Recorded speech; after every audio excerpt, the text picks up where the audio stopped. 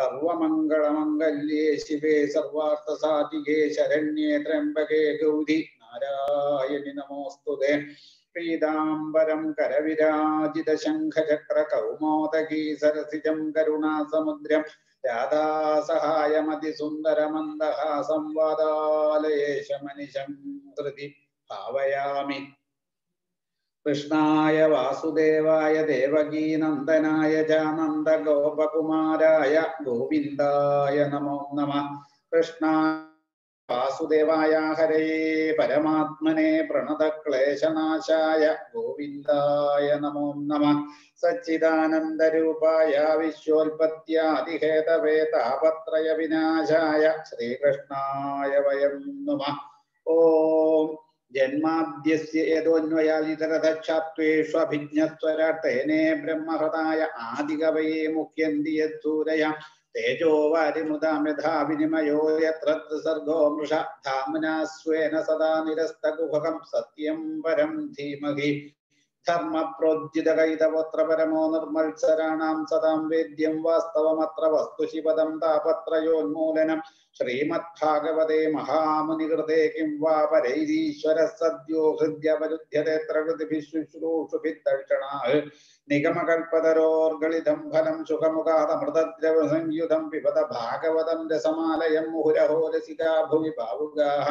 നാരായണം നമസ്കൃത്യ നരം ചൈവ നരോത്തമം ദേവീം സരസ്വതീം വ്യാസം തതോ ജയമുദീരയ. യം പ്രവ്രജന്തമനുപേതമപേതകൃത്യം ദ്വൈപായനോ വിരഹ കാതര ആജുഹാവാ പുത്രേരി തന്മയതയാതരഭോഭിനേദുസ്തം സർവഭൂതഹൃദയം മുനിമാനതോസ്മി.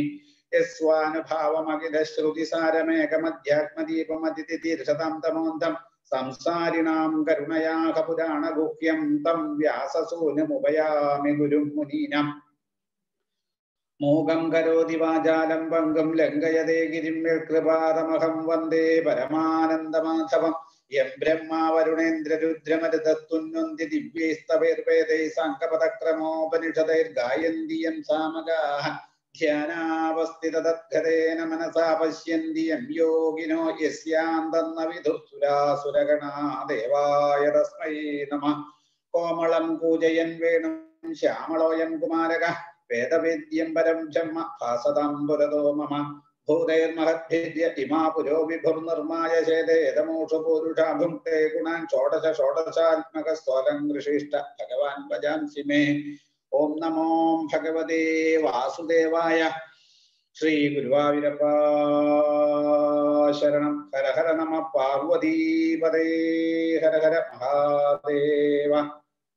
സർവത്ര ഗോവിന്ദനാമ സങ്കീർത്തനം. ഗോവിന്ദ ഗോവിന്ദ. ശ്രീകൃഷ്ണായ നമോ നമഃ. സജ്ജനങ്ങൾക്ക് എല്ലാവർക്കും വിനീതമായ നമസ്കാരം. കഴിഞ്ഞ ദിവസം നമ്മള് ആ ഗോപസ്ത്രീകളുടെ ഉദ്ധവനും ഗോപസ്ത്രീകളുമായിട്ടുള്ള ആ സംവാദമാണ് അനുസ്മരിച്ചത്. ഉദ്ധവൻ ആ ഗോപസ്ത്രീകളുടെ നിഷ്കാമമായ നിരുപാധികമായിട്ടുള്ള ഭക്തിയുടെ പ്രഭാവം കണ്ടപ്പോ ഇത് എനിക്ക് നോക്കി പഠിക്കാൻ തന്നെ ആയിരിക്കണം ഭഗവാൻ എന്നെ ഇങ്ങോട്ട് അയച്ചത് എന്ന് വരെ ഉദ്ധവന് തോന്നി. ഗോപികളോട് പറഞ്ഞു, നിങ്ങൾക്ക് ഇങ്ങനെ കൃഷ്ണനെ പിരിയേണ്ടി വന്നത് കൊണ്ടാണ് നിങ്ങൾക്ക് കൃഷ്ണനിൽ ഇത്ര ഭക്തി ഉണ്ടായത്. അപ്പൊ അതെനിക്ക് കാണാൻ സാധിച്ചതും എനിക്കതിനെ കുറിച്ച് പഠിക്കാൻ സാധിച്ചതും കൃഷ്ണൻ നിങ്ങളിൽ നിന്ന് വിട്ടുനിന്നത് കൊണ്ടാണ്. അത് ഞാനൊരു അനുഗ്രഹമായിട്ട് എടുക്കണു എന്ന് പറഞ്ഞ് ആ കൃഷ്ണന്റെ ലീലകളെ അനുസ്മരിച്ച് കൃഷ്ണന്റെ പ്രഭാവത്തെ മഹാത്മ്യത്തെ വർണ്ണിച്ചു കൊടുത്ത് 9 മാസക്കാലം ഗോപികളുടെ കൂടെ ഗോകുലത്തില് ആ ഉദ്ധവൻ കഴിച്ചു കൂട്ടിയെന്നാണ്. ശരിക്കും നിഷ്കളങ്ക ഭക്തി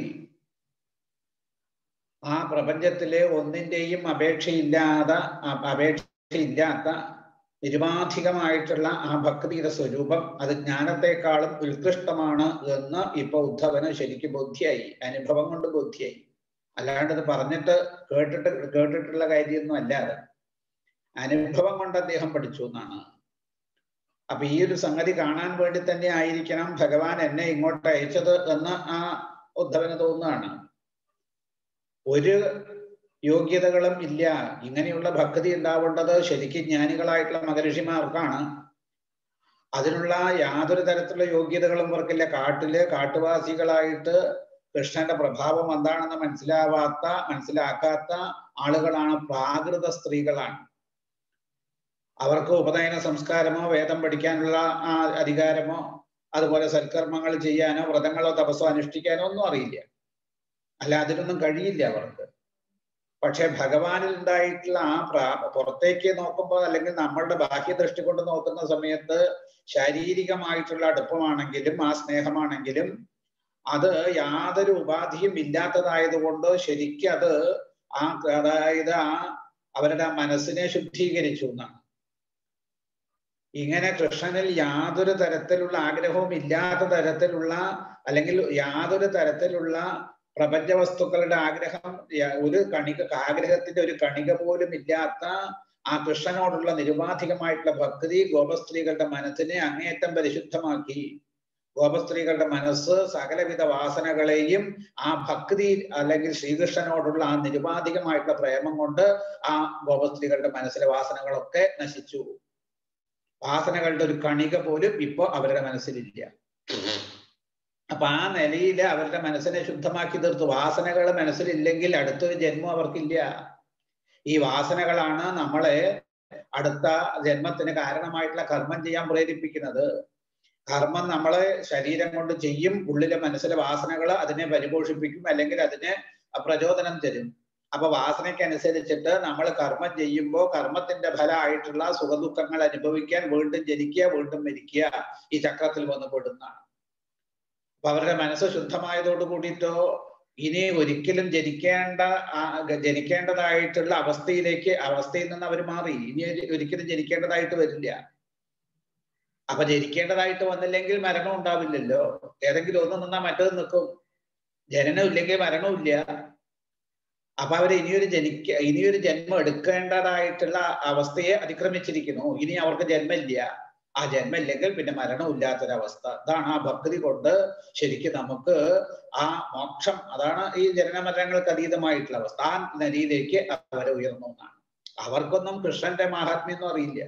കൃഷ്ണൻ ബ്രഹ്മാണെന്ന് എത്ര സ്ത്രീ ഒന്നും ആർക്കും അറിയില്ല.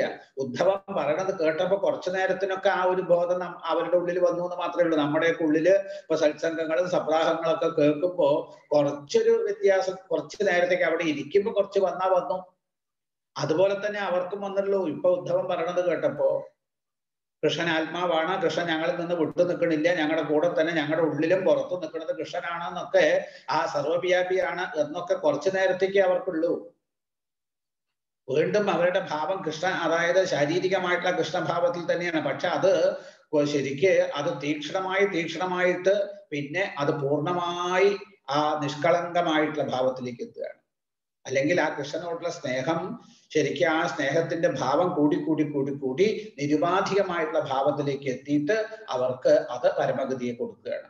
ഇന്നലെ പറഞ്ഞില്ലേ, ഔഷധം നമ്മൾ അറിയാണ്ട് സേവിച്ചു കഴിഞ്ഞാൽ രോഗം ശമിക്കും. ഇപ്പോ കൃഷ്ണന്റെ വാസ്തവ സ്വരൂപം ബ്രഹ്മമാണ് എന്ന് അറിയാതെ കണ്ട് കൃഷ്ണനെ അതായത് ബാഹ്യദൃഷ്ടിയ ശാരീരിക ഭാവത്തിൽ സ്നേഹിച്ച ഗോപികൾക്ക് പരമഗതി കിട്ടുകയാണ് എന്നാണ്. കാരണം ഭഗവാന് ശരീരം തന്നെ ഇല്ലല്ലോ, നിർഗുണം ബ്രഹ്മമാണല്ലോ.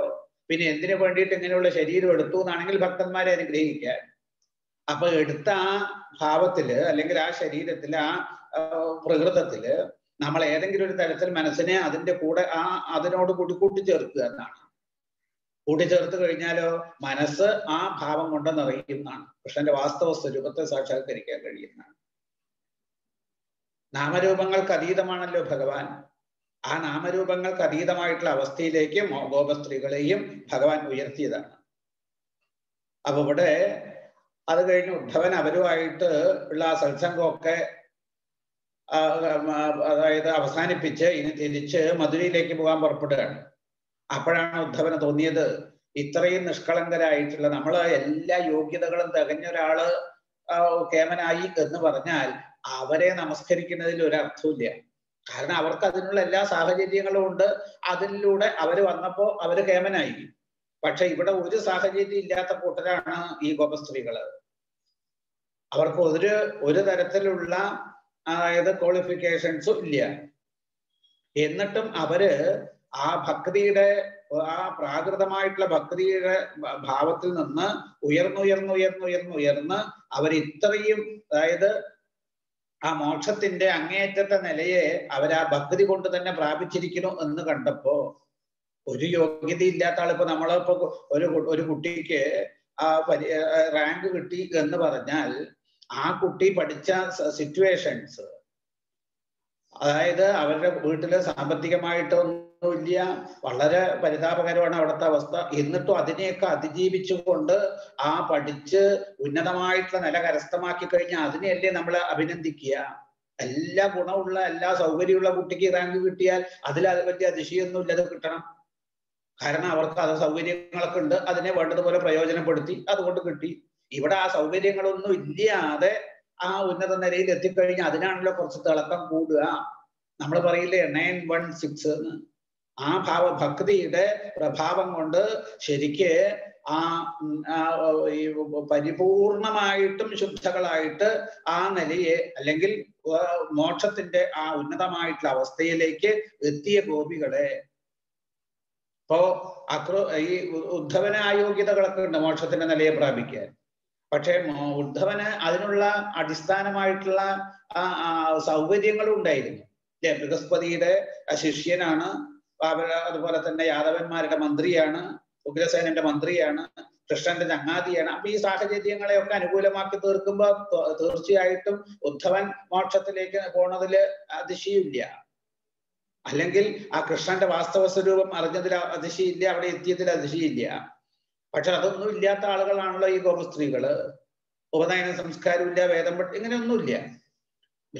ജന്മം തന്നെ പ്രാകൃതമായിട്ടുള്ള ജന്മമാണ്. എന്നിട്ട് അവിടെ എത്തിയപ്പോ ഉദ്ധവന് തോന്നി ഇവരെ ഒന്ന് നമസ്കരിക്കണം എന്ന്.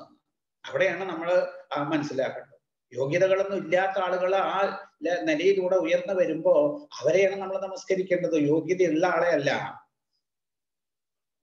അപ്പൊ ഇവിടെ അവരെയൊക്കെ വിളിച്ചു നിർത്തിയിട്ട് അവരെ ഒന്ന് ശരിക്കും പ്രശംസിക്കുകയാണ്. നേരത്തെ പറഞ്ഞ ആ ഉദ്ധവ പഞ്ചരത്നം ഒരു 5 ശ്ലോകങ്ങളില്. എന്നിട്ട് എന്താ ഉദ്ധവൻ പറയുന്നത്? ഈ ഗോപസ്ത്രീകളുടെ പാദരേണുക്കൾ ഏൽക്കാൻ കഴിയുന്ന ഈ വൃന്ദാവനത്തില് ഒരു കല്ലോ മുള്ളോ കുറ്റിച്ചെടിയായിട്ടോ ഒരു ജന്മം കിട്ടിയാൽ അവരുടെ പാദസ്പർശം അടുത്ത ജന്മത്തിലെങ്കിലും ആ ജന്മത്തിലെങ്കിലും അനുഭവിച്ച് ധന്യധന്യമാകാൻ പറ്റൂലോ എന്നാണ് ഉദ്ധവൻ ആഗ്രഹിക്കുന്നത്. ഒന്നാലോചിച്ച് നോക്കൂ, ഉദ്ധവന്റെ നില എവിടെ കിടക്കണോ, ഈ ഗോപസ്ത്രീകളുടെ നില എവിടെയാ? ആ ഉദ്ധവനാ പറയുന്നത് ഗോപസ്ത്രീകളുടെ പാദരേണുക്കള് ശിരസിൽ ധരിക്കാനുള്ള ഭാഗ്യം അടുത്തൊരു ജന്മത്തിലെങ്കിലും കിട്ടണേ എന്ന്. ആ ഉദ്ധവന്റെ ശരിയായിട്ട് ഉദ്ധവന് കാര്യങ്ങൾ ബോധ്യാവുകയാണ്. ബോധ്യാവാനുള്ള എല്ലാ ആ മാനസിക നിലയും അദ്ദേഹത്തിനുണ്ട്. എന്നിട്ടാണ് അവരെയൊക്കെ വട്ടത്തിൽ പിടിച്ച് നിർത്തിയിട്ട് വന്ദേ നന്ദവ്രജസ്ത്രീണാം പാദരേണും അഭീഷ്ണശ യാസാം ഹരികതോർഗീതം പുനാതിഭുവനത്രയം. അതായത് ഇവര് പാടുന്ന നിഷ്കളങ്കമായിട്ടുള്ള ശ്രീകൃഷ്ണ കഥാകീർത്തനം, ആ ഭക്തിയുടെ രസത്തിൽ മുഴുകിക്കൊണ്ട് ചെയ്യുന്ന കീർത്തനം 3 ലോകങ്ങളെയും പവിത്രീകരിക്കുന്നു. നമ്മൾ ചെയ്യുന്ന അനുഷ്ഠാനം നമ്മളെ മാത്രമേ പവിത്രീകരിക്കുള്ളൂ, അല്ലെങ്കിൽ നമ്മുടെ സാഹചര്യങ്ങളെ അന്തരീക്ഷത്തെ മാത്രമേ പവിത്രീകരിക്കുള്ളൂ. ഗോപസ്ത്രീകള് ഒരു ആഗ്രഹവും ഇല്ലാതെ നിഷ്കാമമായിട്ട് നിരുപാധികമായിട്ടാണ് കൃഷ്ണനെ കുറിച്ച് കീർത്തിക്കുന്നത് എന്നുള്ളത് കൊണ്ട് അവരുടെ ആ കീർത്തനം 3 ലോകത്തെയും പവിത്രീകരിക്കുകയാണ്. നമുക്ക് ഒരു തപസ് ചെയ്താൽ കഴിയോ 3 ലോകത്തെയും പവിത്രീകരിക്കാൻ? ഒരു ജ്ഞാനിയായാൽ അയാൾക്ക് അയാളെ ഉദ്ധരിക്കാൻ പറ്റും, അല്ലാണ്ട് അതിന്റെ അപ്പുറത്തേക്ക് എത്താൻ വശമാണ്. ഇവിടെ ഇവര് വെറും പ്രാകൃതകള് ഭഗവാന്റെ കീർത്തനങ്ങൾ പാടി നിഷ്കളങ്ക ഭക്തി വളർത്തിയപ്പോ ആ കീർത്തനങ്ങളെ കൊണ്ട് 3 ലോകവും പവിത്രീകരിക്കപ്പെടുന്നു എന്നാണ് ഇവിടെ പറയുന്നത്. അങ്ങനെയുള്ള നിങ്ങളുടെ പാദരേണുക്കളെ നമസ്കരിക്കുന്നു എന്നാണ്. അത്രയും മാഹാത്മ്യം. പാദങ്ങളെ നേരിട്ട് നമസ്കരിക്കണില്ല. ആ പാദത്തിൽ പറ്റിപ്പിടിച്ച ഒരു പൊടിയെ, ആ പാദരേണുവിനെ, അല്ലെങ്കിൽ ആ രേണുവിന്റെ പാദത്തെ, അങ്ങനെ വേണമെങ്കിലും പറയാം, ഇന്നലെ പറഞ്ഞതാണ്, നമസ്കരിക്കണോ എന്നും പറഞ്ഞ് നമസ്കരിച്ച് തേരി കയറിയപ്പോഴാണ് അവര് വന്ന് കൃഷ്ണനോട് ഒന്ന് പറയണം. എന്താ പറയേണ്ടത്? അതാണ് ശരിക്കും ഗോപസ്ത്രീകളുടെ അതായത് ഭക്തിയുടെ ആ പ്രഭാവം ശരിക്കും മനസ്സിലാക്കുന്ന ആ 2 ശ്ലോകങ്ങളാണ്. മനസ്സോ വൃത്തയോ നസ്യു കൃഷ്ണപാദാംബുജാശ്രയ വാചോഭിർനായി നിർണാംനാം കായത്തൽ പ്രഗുണാദിഷു കർമ്മഭിഭ്രാമ്യമാണാനാം എത്ര ക്വാമീശ്വരേച്ഛയ മംഗളാചരിതൈർധാനൈരിതിർന കൃഷ്ണ ഈശ്വരേ. ഇത് പറയുമ്പോ എനിക്ക് ഓർമ്മ വരുന്നത് ഋഷികേശിലുള്ള ഇപ്പോഴത്തെ മഠാധിപതിയായിട്ടുള്ള സ്വാമിജി ഞങ്ങളുടെ ആശ്രമത്തില്, അതായത് പാലക്കാട് ശിവാനന്ദ ആശ്രമത്തിൽ വന്നപ്പോ അദ്ദേഹം സത്സംഗത്തിനിരിക്കുമ്പോ ചൊല്ലിയ പ്രാർത്ഥന ഈ 2 ശ്ലോകങ്ങളാണ്. അപ്പൊ അത് അത്രയും ആ ഗോപസ്ത്രീകളുടെ മനസ്സിൽ എന്താ അവര് പറഞ്ഞ, ഞങ്ങളുടെ ആ മനസ്സിലെ വിചാരങ്ങളെ വൃത്തികളൊക്കെ ഭഗവാന്റെ പാതാരവിന്ദങ്ങളെ ആശ്രയിക്കുന്നതാകണം. ഞങ്ങളുടെ വാക്കുകളൊക്കെ ഞങ്ങളുടെ വാക്കുകളൊക്കെ ഭഗവാന്റെ മഹാത്മ്യങ്ങളെ കീർത്തിക്കുന്നതായിട്ട്, അവന്റെ നാമം പാടാനായിട്ട്, അതുപോലെ ഞങ്ങളുടെ ദേഹവ്യാപാരങ്ങളൊക്കെ ആ ഭഗവാന്റെ നമസ്കാരാദികളായിട്ട് ഭവിക്കണം. ഇതിന് ഞങ്ങളെ അനുഗ്രഹിക്കണം എന്നാണ്. ഇനി എത്ര ജന്മം വേണമെങ്കിലും ഞങ്ങൾ എടുക്കാം. ഇപ്പൊ നമ്മളൊക്കെ കുറച്ച് ഭാഗവതം വായിച്ചാൽ, അല്ലെങ്കിൽ കുറച്ച് സത്സംഗത്തിലൊക്കെ പങ്കെടുത്ത് കുറച്ച് കാര്യങ്ങളൊക്കെ മനസ്സിലാക്കി ഇനിയൊരു ജന്മം എടുക്കണ്ട, അല്ലെങ്കിൽ ഇനി ജന്മം ഉണ്ടാവില്ല, അങ്ങനെയൊക്കെ നമ്മൾ അതായത് മനസ്സുകൊണ്ട് വിചാരിക്കാറുണ്ട്. ഇവിടെ അവര് പറഞ്ഞതിന് എത്ര ജന്മം വേണമെങ്കിലും എടുത്തോട്ടെ, ആ ജന്മങ്ങളിലൊക്കെ ഭഗവാനെ നമസ്കരിക്കാനും ഭഗവാന്റെ തിരുനാമം ജപിക്കാനും ഭഗവാന്റെ കഥ കേൾക്കാനും ഭഗവാന്റെ കീർത്തനങ്ങൾ ആലപിക്കാനും ഭഗവാനെ കുറിച്ച് സ്മരിക്കാനും കഴിയണം. അത്രേ വേണ്ടൂ. അത് ഏത് യോനിയിൽ ജന്മം കിട്ടിയാലും, ഏത് ദേശത്ത്, അതായത് ബ്രാഹ്മണ ജന്മമായാലും വേണ്ടില്ല, നികൃഷ്ടമായിട്ടുള്ള ജന്മമായാലും വേണ്ടില്ല, അതൊക്കെ എടുക്കാൻ ഞങ്ങൾ അതായത് സന്തോഷമാണ് ഞങ്ങൾക്ക്. പക്ഷെ അപ്പോഴൊക്കെ ഏത് ജന്മം കിട്ടിയാലും ഏത് ദേശത്ത് ജനിച്ചാലും ഞങ്ങൾ ചെയ്യുന്ന ആ പ്രവൃത്തി മുഴുവൻ കൃഷ്ണനെ സന്തോഷിപ്പിക്കുന്ന തരത്തിലുള്ളതായിട്ട് തീരണം. അതിനാവട്ടെ ഇപ്പൊ ചെയ്യുന്ന സൽക്കർമ്മങ്ങളൊക്കെ, കാരണം ഇപ്പൊ എന്തൊക്കെയോ സൽക്കർമ്മങ്ങൾ അവർ ചെയ്യുന്നുണ്ട് എന്ന് അവർക്ക് തന്നെ അറിയാം. അപ്പൊ ആ സൽക്കർമ്മങ്ങളുടെയൊക്കെ ഫലമായിട്ട്, ചെയ്യുന്ന ദാനധർമാദികളുടെയൊക്കെ ഫലമായിട്ട് ഞങ്ങളുടെ മനസ്സ് കൃഷ്ണനിൽ തന്നെ എപ്പോഴും ഉറയ്ക്കണം. ആ രതിർന്ന കൃഷ്ണ ഈശ്വരേ, ആ ഈശ്വരനായിട്ടുള്ള കൃഷ്ണനിൽ ആ നിഷ്കളങ്കമായിട്ടുള്ള രതി ഉണ്ടാവണം എന്നാണ് അവർ പ്രാർത്ഥിക്കുന്നത്. അപ്പോ കൃഷ്ണ ഗോപസ്ത്രീകളുടെ കൈമുതലായിട്ടിരിക്കുന്നത് നിഷ്കാമ ഭക്തി. അതാണ് ഈ ഉപാധി. അതായത് ഈശ്വരൻ ജീവൻ എന്ന് വെച്ചാൽ 2 ഭാവം, ഒന്ന് തന്നെ രണ്ടായിട്ട് നമുക്ക് തോന്നുന്നതാണ്. എന്താ അത്? ജീവൻ എന്ന് പറയുമ്പോൾ അത് ഉപാധി സഹിത ചൈതന്യവും, ഈശ്വരൻ എന്ന് പറയുമ്പോൾ ഉപാധി രഹിത ചൈതന്യമാണ്. ഈശ്വരൻ ഉപാധിയൊന്നുമില്ല, ആ ഉപാധികൾക്കൊക്കെ അപ്പുറത്താണ്. ആ ഈശ്വരൻ തന്നെയാണ് ശരിക്ക് ഉപാധി സഹിതനായിട്ട് ഓരോ ശരീരങ്ങളുടെ ഉള്ളിലും ജീവനായിട്ട് തോന്നപ്പെട്ടുകൊണ്ടിരിക്കുന്നത്. അപ്പൊ ഈ തത്വം അവര് ശരിക്കും മനസ്സിലാക്കുക. അപ്പൊ അവരുടെ കൈമുതലായിട്ടിരിക്കുന്നത് ആ ഭക്തി കൊണ്ടാണ് ഉദ്ധവനെ സ്വീകരിച്ചതും സൽക്കരിച്ചതും ഒക്കെ. ആ ഭക്തിയുടെ പ്രഭാവത്തെ ഇവിടെ വന്ന് ഉദ്ധവൻ ശ്രീകൃഷ്ണ ഭഗവാനെ കേൾപ്പിച്ചു എന്നും, അതുപോലെ അവര് കൊടുത്തയച്ചതായിട്ടുള്ള കാഴ്ചദ്രവ്യങ്ങളൊക്കെ ഭഗവാന്റെ പാദത്തിൽ സമർപ്പിച്ചു എന്നും പറഞ്ഞിട്ടാണ് 47ാമത്തെ അധ്യായം അവസാനിപ്പിച്ചത്. ഇനി 48ാമത്തെ അധ്യായത്തെ കുറിച്ചാണ് ഇന്ന് നമുക്ക് ചിന്തിക്കേണ്ടത്. ഇന്നലത്തെ ആ വീഡിയോയില് അതായത് യൂട്യൂബില് ചെറിയ ആദ്യത്തെ കാര്യങ്ങള്, ശ്രീകൃഷ്ണ ഭഗവാന്റെ സന്ദേശം ഉദ്ധവൻ അവരെ കേൾപ്പിക്കുന്ന ആ സന്ദേശങ്ങളൊന്നും അതിൽ കണ്ടില്ല, എന്താണെന്ന് അറിഞ്ഞില്ല.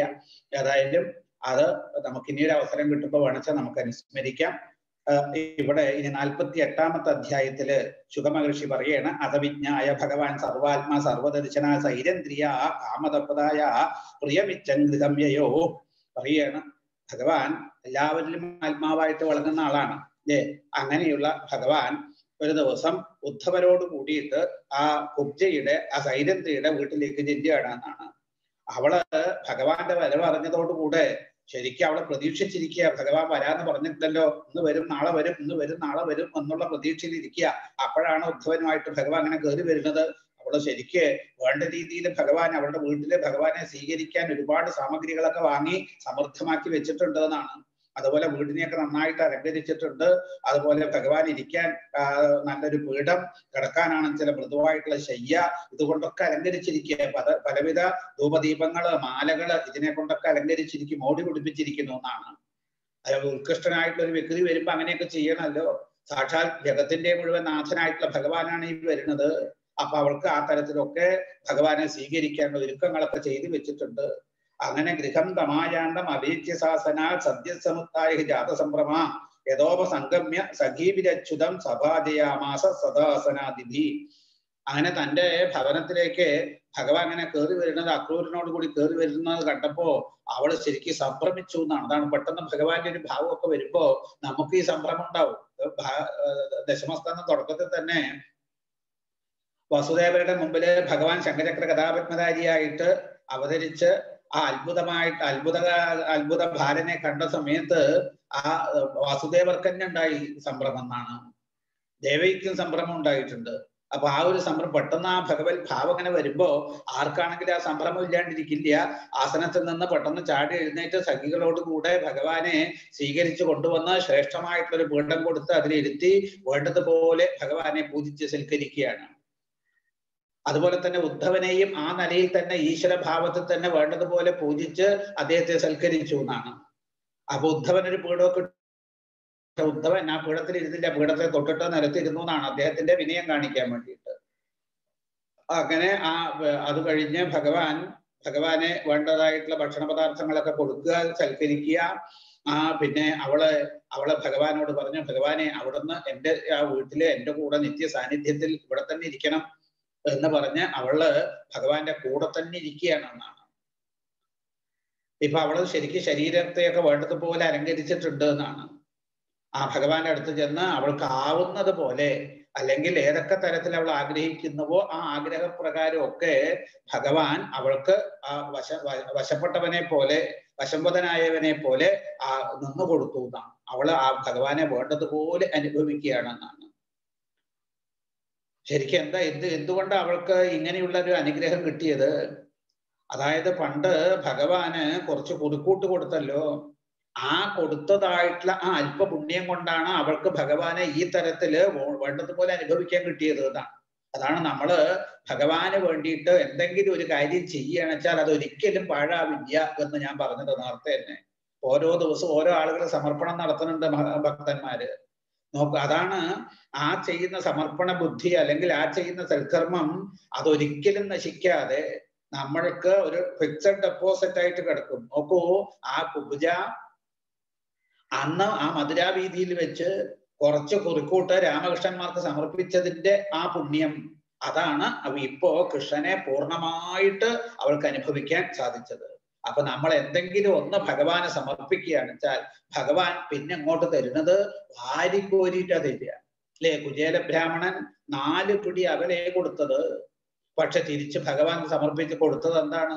ഒരിക്കലും നശിക്കാത്ത അക്ഷയ്യമായിട്ടുള്ള സമ്പത്ത്. അതായത് ഈ മേഘത്തിന്റെ സ്വഭാവമാണ് ഭഗവാൻ എന്നാണ് പറയുക. മേഘത്തിനോട് 1 2 തുള്ളി വെള്ളം വേണമെന്നാണ് ആ ചാതകപക്ഷി ആവശ്യപ്പെടുക. പക്ഷെ മേഘം 1 2 തുള്ളി ആയിട്ടല്ലല്ലോ വർഷിക്കുന്നത്. ഇതാണ് ഭഗവാന്റെ സ്വഭാവം. അങ്ങനെ ഇപ്പോ അവളുടെ എല്ലാ ആഗ്രഹങ്ങളും ശരിക്കും സാധിച്ചു. അവൾക്ക് കുറച്ച് ശാരീരികമായിട്ടുള്ള ഭാവങ്ങളൊക്കെ ആയിരുന്നു. പക്ഷെ ഈ ശാരീരികമായിട്ടുള്ള ഭാവങ്ങളാണ് അവളുടെ ഉള്ളില് എന്ന് പറഞ്ഞ ആ ഭാവത്തില് അതായത് സ്വീകരിക്കുന്നതാരെയാ? സാക്ഷാൽ ബ്രഹ്മത്തിനെ. അപ്പൊ ആ ശാരീരിക ഭാവന കൊണ്ടാണെങ്കിലും ബ്രഹ്മത്തിനെയാണ് അവള് ആ തരത്തിൽ അനുഭവിച്ചത്. അപ്പൊ അവൾക്കുണ്ടാകുന്ന അനുഭവം ബ്രഹ്മഭാവം ആവണം. പക്ഷെ അവള് ശരിയായിട്ട് മനസ്സിലാക്കിയിട്ടില്ല ഭഗവാനെ. അതായത് ആ ശാരീരികമായിട്ടുള്ള ഭാവത്തിന്റെ അപ്പുറത്തേക്ക് അവൾ മനസ്സിലാക്കിയിട്ടില്ല. പക്ഷെ എങ്കിലും അവൾക്കും ആ ബ്രഹ്മത്തോടു കൂടി ചേർന്നപ്പോ ബ്രഹ്മാനന്ദാനുഭവം തന്നെയാണ് കിട്ടുന്നത്. അതിന് ഏകാദശത്തില് 12ാമത്തെ അധ്യായത്തിലോ മറ്റോ ആണ് സത്സംഗത്തിലൂടെ മുക്തിയെ പ്രാപിച്ച ആളുകളുടെ പേര് പറയുമ്പോൾ ഈ കുബ്ജിയുടെ പേര് പറയുന്നുണ്ട്. അപ്പൊ ഏത് തരത്തിലാണെങ്കിലും നമ്മൾ ഭഗവാനോട് കൂടി ചേർന്നാല് ഭഗവത് അനുഗ്രഹം, ഭഗവത് അനുഭവമാണ് നമുക്കുണ്ടാവുക. അത് കാണിച്ചു തരികയാണ്. ഭഗവാനെ ശരിക്കും ആ സ്വരൂപനായിട്ടുള്ള ഭഗവാനെ വേണ്ടതുപോലെ അനുഭവിച്ചു. എന്നിട്ട് അവൾക്കൊരു ചെറിയൊരു ഡിസ്ക്വാളിഫിക്കേഷൻ എന്നൊക്കെ നമ്മൾ പറയില്ലേ, അതിവിടെ പറയുന്നുണ്ട്. ശൈവം കൈവല്യനാദന്തം പ്രാപ്യ ദുഷ്പ്രാപമീശ്വരം അംഗരാഗാർപ്പണേനാഹോ ദുർഭഗേതമയാജതാനം. ആരാ ഭഗവാൻ? കൈവല്യദാതാവാണ്, അല്ലെ? മോക്ഷം കൊടുക്കുന്ന ആളാണ്, ആ സർവേശ്വരനാണ്. ഇപ്പൊ നോക്കൂ, ആ ഭഗവാനെ അങ്ങനെ പെട്ടെന്നൊന്നും ആർക്കും പ്രാപിക്കാൻ കഴിയൂല. പക്ഷെ ആ ഭഗവാനെ ഭാഗ്യഹീനയായിട്ടുള്ള സൈതന്ത്രിയെ കേവലം ആ അംഗരാഗം നൽകിയ പുണ്യം കൊണ്ട് മാത്രം പ്രാപിച്ചിട്ട് അവള് അതായത് ലൗകികമായിട്ടുള്ള കാര്യങ്ങളാണ് ഭഗവാനോട് യാചിച്ചത്. ആശ്ചര്യം തോന്നണോ എന്നാണ് ഇവിടെ ശുഗമഹർഷി എന്നാണ്. കാരണം കഴിയില്ല, ഭഗവാനെ അത്ര പെട്ടെന്നൊന്നും ആർക്കും പിടികിട്ടാത്ത ആളാണ്. ആ ഭഗവാനെ വേണ്ടതുപോലെ അനുഭവിക്കാൻ കിട്ടിയിട്ട് ഭഗവാനോട് ചോദിച്ചത് നശിക്കുന്നതായിട്ടുള്ള ശാരീരിക സുഖം. ആ സൈതന്ത്രി പറഞ്ഞു, ഭഗവാനെ എനിക്ക് അങ്ങേ വേർപിടിയാനുള്ള ശക്തി ഇല്ല, അങ്ങ് എൻ്റെ കൂടെ തന്നെ എന്നെ എപ്പോഴും ആനന്ദിപ്പിച്ചുകൊണ്ട് ഇവിടെ കഴിയണം എന്നാണ്. ഭഗവാൻ അവൾ വേണ്ടതുപോലെ അവളെയൊക്കെ സമാധാനിപ്പിച്ചു, സംതൃപ്തിപ്പെടുത്തി എന്നാണ്. എന്നിട്ടോ നീ ആഗ്രഹിക്കുന്ന സമയത്തൊക്കെ ഞാൻ നിന്റെ അടുത്തേക്ക് വരാം എന്ന് ഉറപ്പ് കൊടുത്തിട്ടാണ് ഉദ്ധവനോട് കൂടി തന്റെ സ്ഥാനത്തേക്ക് പോണത് എന്നാണ്. എന്നിട്ടാണ് ഇവിടെ പറയുന്നത് എന്താ, ദുരാരാധ്യം സമാരാധ്യ വിഷ്ണും സർവേശ്വരേശ്വരം യോ വൃണീതേ മനോഗ്രാഹ്യം അസത്വാൽക്കു മനീഷ്യസോ. ആരാധിച്ച് പ്രീതിപ്പെടുത്താൻ കഴിയാത്തവനും സർവ്വവ്യാപിയും സർവേശ്വരനുമായിട്ടുള്ള ഭഗവാനെ പ്രത്യക്ഷത്തിൽ നന്നായി പൂജിച്ചിട്ട് മനസ്സുകൊണ്ട് കേവലം ഈ നശിക്കുന്ന അസത്തായ തുച്ഛമായിട്ടുള്ള വിഷയസുഖത്തെ വരിക്കുന്ന ആളുകളൊക്കെ കുബുദ്ധികളാണ് എന്നാണ് ഇവിടെ ഭാഗവതം പറയുന്നത്. നമ്മളിപ്പോ ഭഗവാന്റെ മഹാത്മ്യങ്ങളൊക്കെ നമുക്ക് നല്ല നിശ്ചയുണ്ട് എങ്കിലും നമ്മൾ ഭഗവാനോട് എന്താ ചോദിക്കുക? അത് വേണം, ഇത് വേണം, അത് പോണം, ഇത് തരണം, ഇതൊക്കെ ചോദിക്കുള്ളൂ. എല്ലായിടത്തും എല്ലാവരുടെയും സ്വഭാവം അതാണ്. പക്ഷേ വേറൊരു കാര്യമുണ്ട്, അതിനായിട്ട് നമ്മൾ ഭഗവാനെ സമീപിച്ചൂലോ, അപ്പൊ നമ്മുടെ തുടക്കം വളരെ നല്ലതാണ്. അപ്പൊ പിന്നെ ആ പുറപ്പെട്ട വഴി നന്ന് എന്നുള്ളത് കൊണ്ട് അവസാനം ലക്ഷ്യത്തിൽ നമ്മൾ എത്തും. ഇപ്പൊ നമ്മൾ കുറച്ച് കാര്യം സാധിക്കാൻ വേണ്ടിയിട്ട് ലൗകികമായിട്ടുള്ള ഭൗതികമായിട്ടുള്ള ഭാവത്തിന് വേണ്ടിയിട്ട് ഈശ്വരനെ ആശ്രയിച്ചാലും ആ ഈശ്വരാശ്രയം ശരിയായിട്ട് മനസ്സിനെ ശുദ്ധീകരിച്ച് തന്നാൽ അവസാനം നമ്മൾ ലക്ഷ്യത്തിലെത്തുന്ന. കാരണം ഭഗവാൻ നമ്മുടെ ഉള്ളിലുള്ള ആഗ്രഹങ്ങളെയൊക്കെ കുറച്ച് കഴിഞ്ഞാൽ ഇല്ലാണ്ട് നമ്മളിപ്പോ എന്തെങ്കിലും ഒരു ആഗ്രഹത്തിന് വേണ്ടി ഭഗവാനെ ഭജിച്ചു എന്ന് വിചാരിക്കുക. കുറച്ച് കഴിഞ്ഞ് ഭഗവാനെ ഭജിച്ചതിന്റെ അടിസ്ഥാനത്തിൽ അത് തന്നു കഴിഞ്ഞാൽ കുറച്ച് കഴിഞ്ഞാൽ നമുക്ക് തോന്നും ഭഗവാൻ ഇത് തരേണ്ടിയിരുന്നില്ല കേട്ടോ, ഇനി എനിക്കത് വേണ്ടേ വേണ്ട. ആ ഒരു നിലയിലേക്ക് നമുക്ക് ഉയരാൻ കഴിയണം. അല്ലാണ്ട് ഈ ഇതിന്റെ ഇടയിൽ തന്നെ കിടന്ന് കറങ്ങാൻ പാടില്ല. നമ്മൾ കുറച്ച് കഴിഞ്ഞാൽ അതിനുള്ള സാഹചര്യം ഭഗവാൻ ഒരുക്കി തരും. ഇനി എനിക്കിതൊന്നും വേണ്ട, എനിക്ക് എന്റെ ഭഗവാനെ മാത്രം മതി. അപ്പൊ നമ്മൾ ആ ലക്ഷ്യത്തിലെത്തിയെന്നാണ്.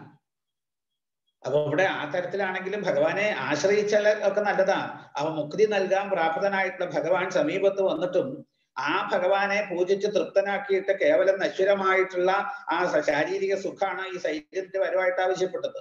ഈ വിഷയസുഖങ്ങളൊക്കെ നശിച്ചു പോണതാണ്. ശാശ്വതമായിട്ടുള്ള മുക്തിയാണ് ആവശ്യപ്പെടേണ്ടത്. ഇത് ഓർക്കാത്തത് കൊണ്ടാണ് ഇവിടെ ഈ കുബ്ജയെ കുബുദ്ധി എന്ന് വിശേഷിപ്പിച്ചത് എന്നാണ്. അപ്പൊ നമ്മുടെയൊക്കെ ബുദ്ധി കുബുദ്ധികളാണ്. നമ്മളൊക്കെ വല്ല കാര്യസാധ്യത്തിന് വേണ്ടിയിട്ട് അല്ലെങ്കിൽ നമ്മുടെ എന്തെങ്കിലും ഒരു നമ്മുടെ എന്തെങ്കിലും മനസ്സുകൊണ്ടുള്ള ആഗ്രഹങ്ങളൊക്കെ സാധിക്കാൻ വേണ്ടിയിട്ടാണ് നമ്മൾ ഭഗവാനെ ആശ്രയിക്കുന്നത്. വാസ്തവത്തിൽ അതിനല്ല ആശ്രയിക്കേണ്ടത്. പിന്നെ എന്തിനാ? ഇനി ഒരാഗ്രഹവും മനസ്സിൽ വരാതെ അകാമ സർവകാമോ വാ മോക്ഷകാമ ഉദാരതി തീവ്രേണ ഭക്തിയോഗേന യജേന പുരുഷം പരം എന്ന് പറയുന്നത് അതായത് ആദ്യം ഭാഗവതത്തിന്റെ തുടക്കത്തിൽ എന്നാണ്. അപ്പൊ ഇതുപോലെ ആ അകാമനായിട്ടുള്ള ഭഗവാൻ, അതായത് നമ്മള് ഭഗവാനെ ഭജിച്ചു കഴിഞ്ഞാൽ ആദ്യം നമ്മുടെ ആഗ്രഹങ്ങളൊക്കെ സാധിക്കണേ എന്നാവും പ്രാർത്ഥന. അങ്ങനെ ഭഗവത് ഭാവം ശരിക്കും നമ്മുടെ മനസ്സിൽ പൂർണ്ണമായാലോ പിന്നെ ഒരാഗ്രഹങ്ങളും പിന്നെ അവിടെ ഉണ്ടാവില്ല. അപ്പൊ എല്ലാ ആഗ്രഹങ്ങളും സാധിക്കാനും പിന്നെ ഒരാഗ്രഹങ്ങളും ആ മനസ്സിൽ അങ്കുരിക്കാതിരിക്കാനും എന്താ ചെയ്യേണ്ടത്? ഭഗവാനെ, പൂർണ്ണകാമനായിട്ടുള്ള ഭഗവാനെ നിഷ്കളങ്കമായിട്ട് ഭജിക്കുകയാണ്. ആ ഭജനം കൊണ്ട് നമ്മുടെ മനസ്സ് ശുദ്ധമായി തീരുന്നതാണ്. അത് കഴിഞ്ഞ് പിന്നെ ഭഗവാൻ അക്രൂരഭവനം കൃഷ്ണ സഹരാമോദ്ധവ പ്രഭു കിഞ്ചി ചികീഷയം പ്രാകാട് അക്രൂര പ്രിയകാമ്യ. പിന്നെ അക്രൂരൻ പണ്ട് പ്രാർത്ഥിച്ചിട്ടുണ്ട്. എന്താ പ്രാർത്ഥിച്ചത്? എന്റെ വീട്ടിലേക്ക് വരണം എന്ന്, അല്ലെ? അപ്പോ ആ അക്രൂരനോട് ഭഗവാൻ ഒരു വാക്ക് പറഞ്ഞിട്ടുണ്ട്. എന്താണ്? എന്റെ വീട്ടിലേക്ക് പിന്നീട് ഒരു ദിവസം ഞാൻ വരാം, നിങ്ങളെ അനുഗ്രഹിക്കാം എന്ന് പറഞ്ഞിട്ടുണ്ട്. അപ്പൊ ആ വാക്ക് സത്യമാക്കി തീർക്കാനാണ്. അപ്പൊ ബലരാമനോടും ഉദ്ധവനോടും കൂടി ശ്രീകൃഷ്ണ ഭഗവാൻ അക്രൂരന്റെ ഗൃഹത്തിലേക്ക് ചെല്ലുകയാണ്. തന്റെ ബന്ധുക്കളും, അതായത് അക്രൂരന്റെ ലേശം അകന്ന ഒരു ജ്യേഷ്ഠനാണ് വസുദേവര്. അപ്പൊ അങ്ങനെ ഒരു ബന്ധുത്വം ഉണ്ട്. അപ്പൊ സർവശ്രേഷ്ഠരുമായിട്ടുള്ള രാമനെയും കൃഷ്ണനെയും അക്രൂരൻ ശരിക്കും ആലിംഗനം ചെയ്തു സ്വീകരിക്കുകയാണ്. നാമ കൃഷ്ണഞ്ച രാമഞ്ച സതൈരപ്യഭിവാദിത പൂജയാമാസ വിധികൾ കൃതാസന പരിഗ്രഹാൻ. അപ്പൊ അക്രൂരനെയും അക്രൂരൻ ശ്രീകൃഷ്ണ ഭഗവാനെയും ബലരാമനെയും ആലിംഗനം ചെയ്ത് സ്വീകരിച്ച് അവരുടെ കാൽക്കൽ നമസ്കരിച്ചു. പാദാവനേജനീരാബോധാരയൻ ശിരസാനൃപാർഹണേന അംബരേ ദിവ്യൈ ഗന്ധസ്രഭൂഷണോത്തമൈ അർച്ചിത്വ ശിരസാനമ്യ പാദാവംഗഗതോ വ്രജൻ പ്രശ്രയാവനതോ ക്രൂര കൃഷ്ണ രാമാവഭാഷതാം. അതായത് രാമകൃഷ്ണന്മാരെ വേണ്ടതുപോലെ സ്വീകരിച്ചു, അവരുടെ കാൽക്കൽ ആലിംഗനം ചെയ്തു. അത് കഴിഞ്ഞ് അവരുടെ കാൽക്കൽ നമസ്കരിച്ചു. രാമകൃഷ്ണന്മാരെ 2 പീഠങ്ങളിൽ ഇരുത്തി കാല് കഴുകിച്ച് ആ പാദതീർത്ഥം തന്റെ ശിരസിൽ ധരിക്കുകയാണ്. അതുപോലെ വിശേഷപ്പെട്ട പട്ടുവസ്ത്രങ്ങള്, പൂമാലകള്, കുറുക്കൂട്ടുകള്, ആഭരണങ്ങള് ഇതൊക്കെ നൽകിയിട്ട് പൂജിക്കുകയാണ്. കാൽക്കലിരുന്ന ശ്രീകൃഷ്ണ ഭഗവാന്റെ പദകമലങ്ങളെ തന്റെ മടിയിലെടുത്ത് വെച്ച് ആ തടവിക്കൊണ്ട് ഭക്തി കൊണ്ട് വിവശനായിക്കൊണ്ട് അദ്ദേഹം പറയുകയാണ്, പറഞ്ഞു ഭഗവാനെ ദിഷ്ട്യാ പാപോഹതക്കം സാനുഗോപാമിതങ്കുലം ഭവദ്ഭ്യാം ഉദ്രതം കൃച്ഛ്ര ദുരന്താച്ച സമേതിതം. ഭാഗ്യം കൊണ്ടാണ് പാപിയായിട്ടുള്ള ആ കംസനെയും അദ്ദേഹത്തിന്റെ അനുയായികളെയും നിങ്ങൾക്ക് കൊല്ലാൻ കഴിഞ്ഞത്. അപാരമായിട്ടുള്ള ദുഃഖത്തിൽ നിന്ന് യദുവംശത്തെ തന്നെ നിങ്ങൾ ഉദ്ധരിച്ചിരിക്കുകയാണ് എന്നാണ്. ഇപ്പോ അങ്ങനെ ഈ യദുകുലം ഇപ്പൊ ഉദ്ധരിക്കപ്പെട്ടിരിക്കുക. രാജ്യത്തിൽ ഇപ്പോ സമൃദ്ധിയൊക്കെ ഉണ്ടായി വർദ്ധിക്കുകയും ചെയ്തു. നിങ്ങൾ ആരാണ്? യുവാം പ്രധാന പുരുഷോ ജഗദ്ഭേദോ ജഗന്മയോ ഭവദ്ഭ്യാം ന വിനാകിഞ്ചിൽ പരമസ്തി ന ചാപരം.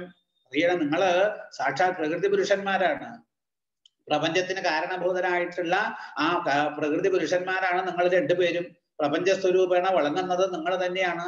നിങ്ങളിൽ നിന്ന് അന്യമായിട്ട് കാര്യമായിട്ടോ കാരണമായിട്ടോ യാതൊരു വസ്തുവും ഈ ലോകത്തിലില്ല എന്ന് പറഞ്ഞ രാമകൃഷ്ണന്മാരെ ഒന്നിച്ച് സ്തുതിക്കുകയാണ് ആദ്യം അക്രൂരനാണ്. അത് കഴിഞ്ഞ ശേഷം പിന്നെ കൃഷ്ണനെ മാത്രമായിട്ട് സ്തുതിക്കുക പിന്നെ ചെയ്യുന്നത്. എന്താ? ആത്മസൃഷ്ടമിതം വിശ്വം അന്വാവിശ്യസ്വ ശക്തിഭി ഈയതേ ബഹുധാ ബ്രഹ്മൻ സുതപ്രത്യക്ഷ ഗോചരം. ഇതാണ് ഇപ്പോ നിങ്ങൾ ഇപ്പോഴത്തെ ഈ സ്തുതി ഒന്ന്, അക്രൂരന്റെ സ്തുതി ഒന്ന് മനസ്സിലാക്കണം. നേരത്തെ കാളിന്തിയില് ഭഗവത് ദർശനമൊക്കെ കിട്ടിയ ശേഷം, അല്ലെങ്കിൽ വൈകുണ്ഠ ദർശനമൊക്കെ കിട്ടിയ ശേഷം ആ സ്തുതിച്ച സ്തുതി, അതിനുശേഷം ആ അക്രൂരൻ പ്രാർത്ഥിക്കുന്ന പ്രാർത്ഥന, ഇത് രണ്ടും കൂടെ ടാലി ചെയ്ത് കഴിഞ്ഞാല് അക്രൂരന്റെ മനസ്സിന്റെ ആ ശുദ്ധി നമുക്ക് ശരിക്കും മനസ്സിലാക്കാം. ആ സമയത്ത് ആ കാളിന്തിയില് വൈകുണ്ഠ ദർശനം കിട്ടി സ്തുതിച്ച ശേഷം അക്രൂരൻ ഭഗവാനെ എന്നെ രക്ഷിക്കണേ എന്നൊരു റിക്വസ്റ്റ് ആണ്. ഇവിടെ അങ്ങനെയല്ല. അവിടെ ശരിക്കും ആ കാര്യങ്ങൾ മനസ്സിലാക്കിയിട്ട് ആ ജ്ഞാനത്തിന്റെ ഭാവത്തിലാണ് ഇവിടെ അദ്ദേഹത്തിന്റെ സ്തുതി എന്നാണ് പറഞ്ഞു. ആത്മസൃഷ്ടമിതം വിശ്വം അന്വാവിശ്യസ്വ ശക്തിഭി ഈയതേ ബഹുധാ ഭ്രമൻ സുത പ്രത്യക്ഷ ഗോചരം.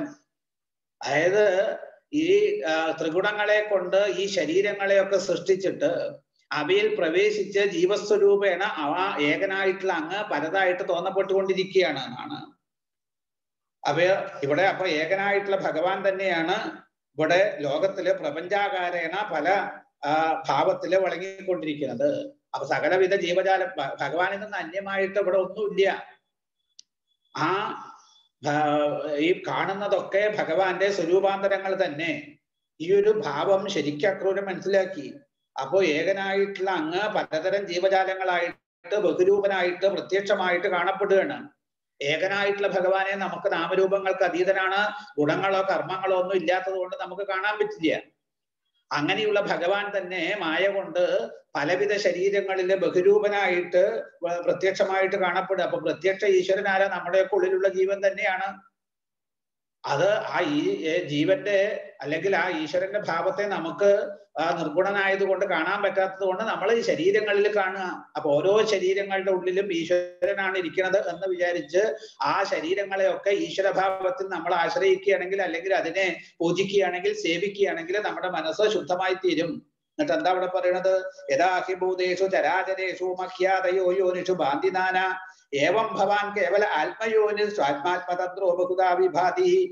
അതായത് ആകാശം, വായു, അഗ്നി, ജലം, ഭൂമി എന്ന പഞ്ചഭൂതങ്ങളെ കൊണ്ട് നിർമ്മിക്കപ്പെട്ടതായിട്ടുള്ള പ്രപഞ്ച വസ്തുക്കളില് പഞ്ചഭൂതങ്ങൾ ഏറിയും കുറഞ്ഞും ഇരിക്കുന്നുണ്ട്.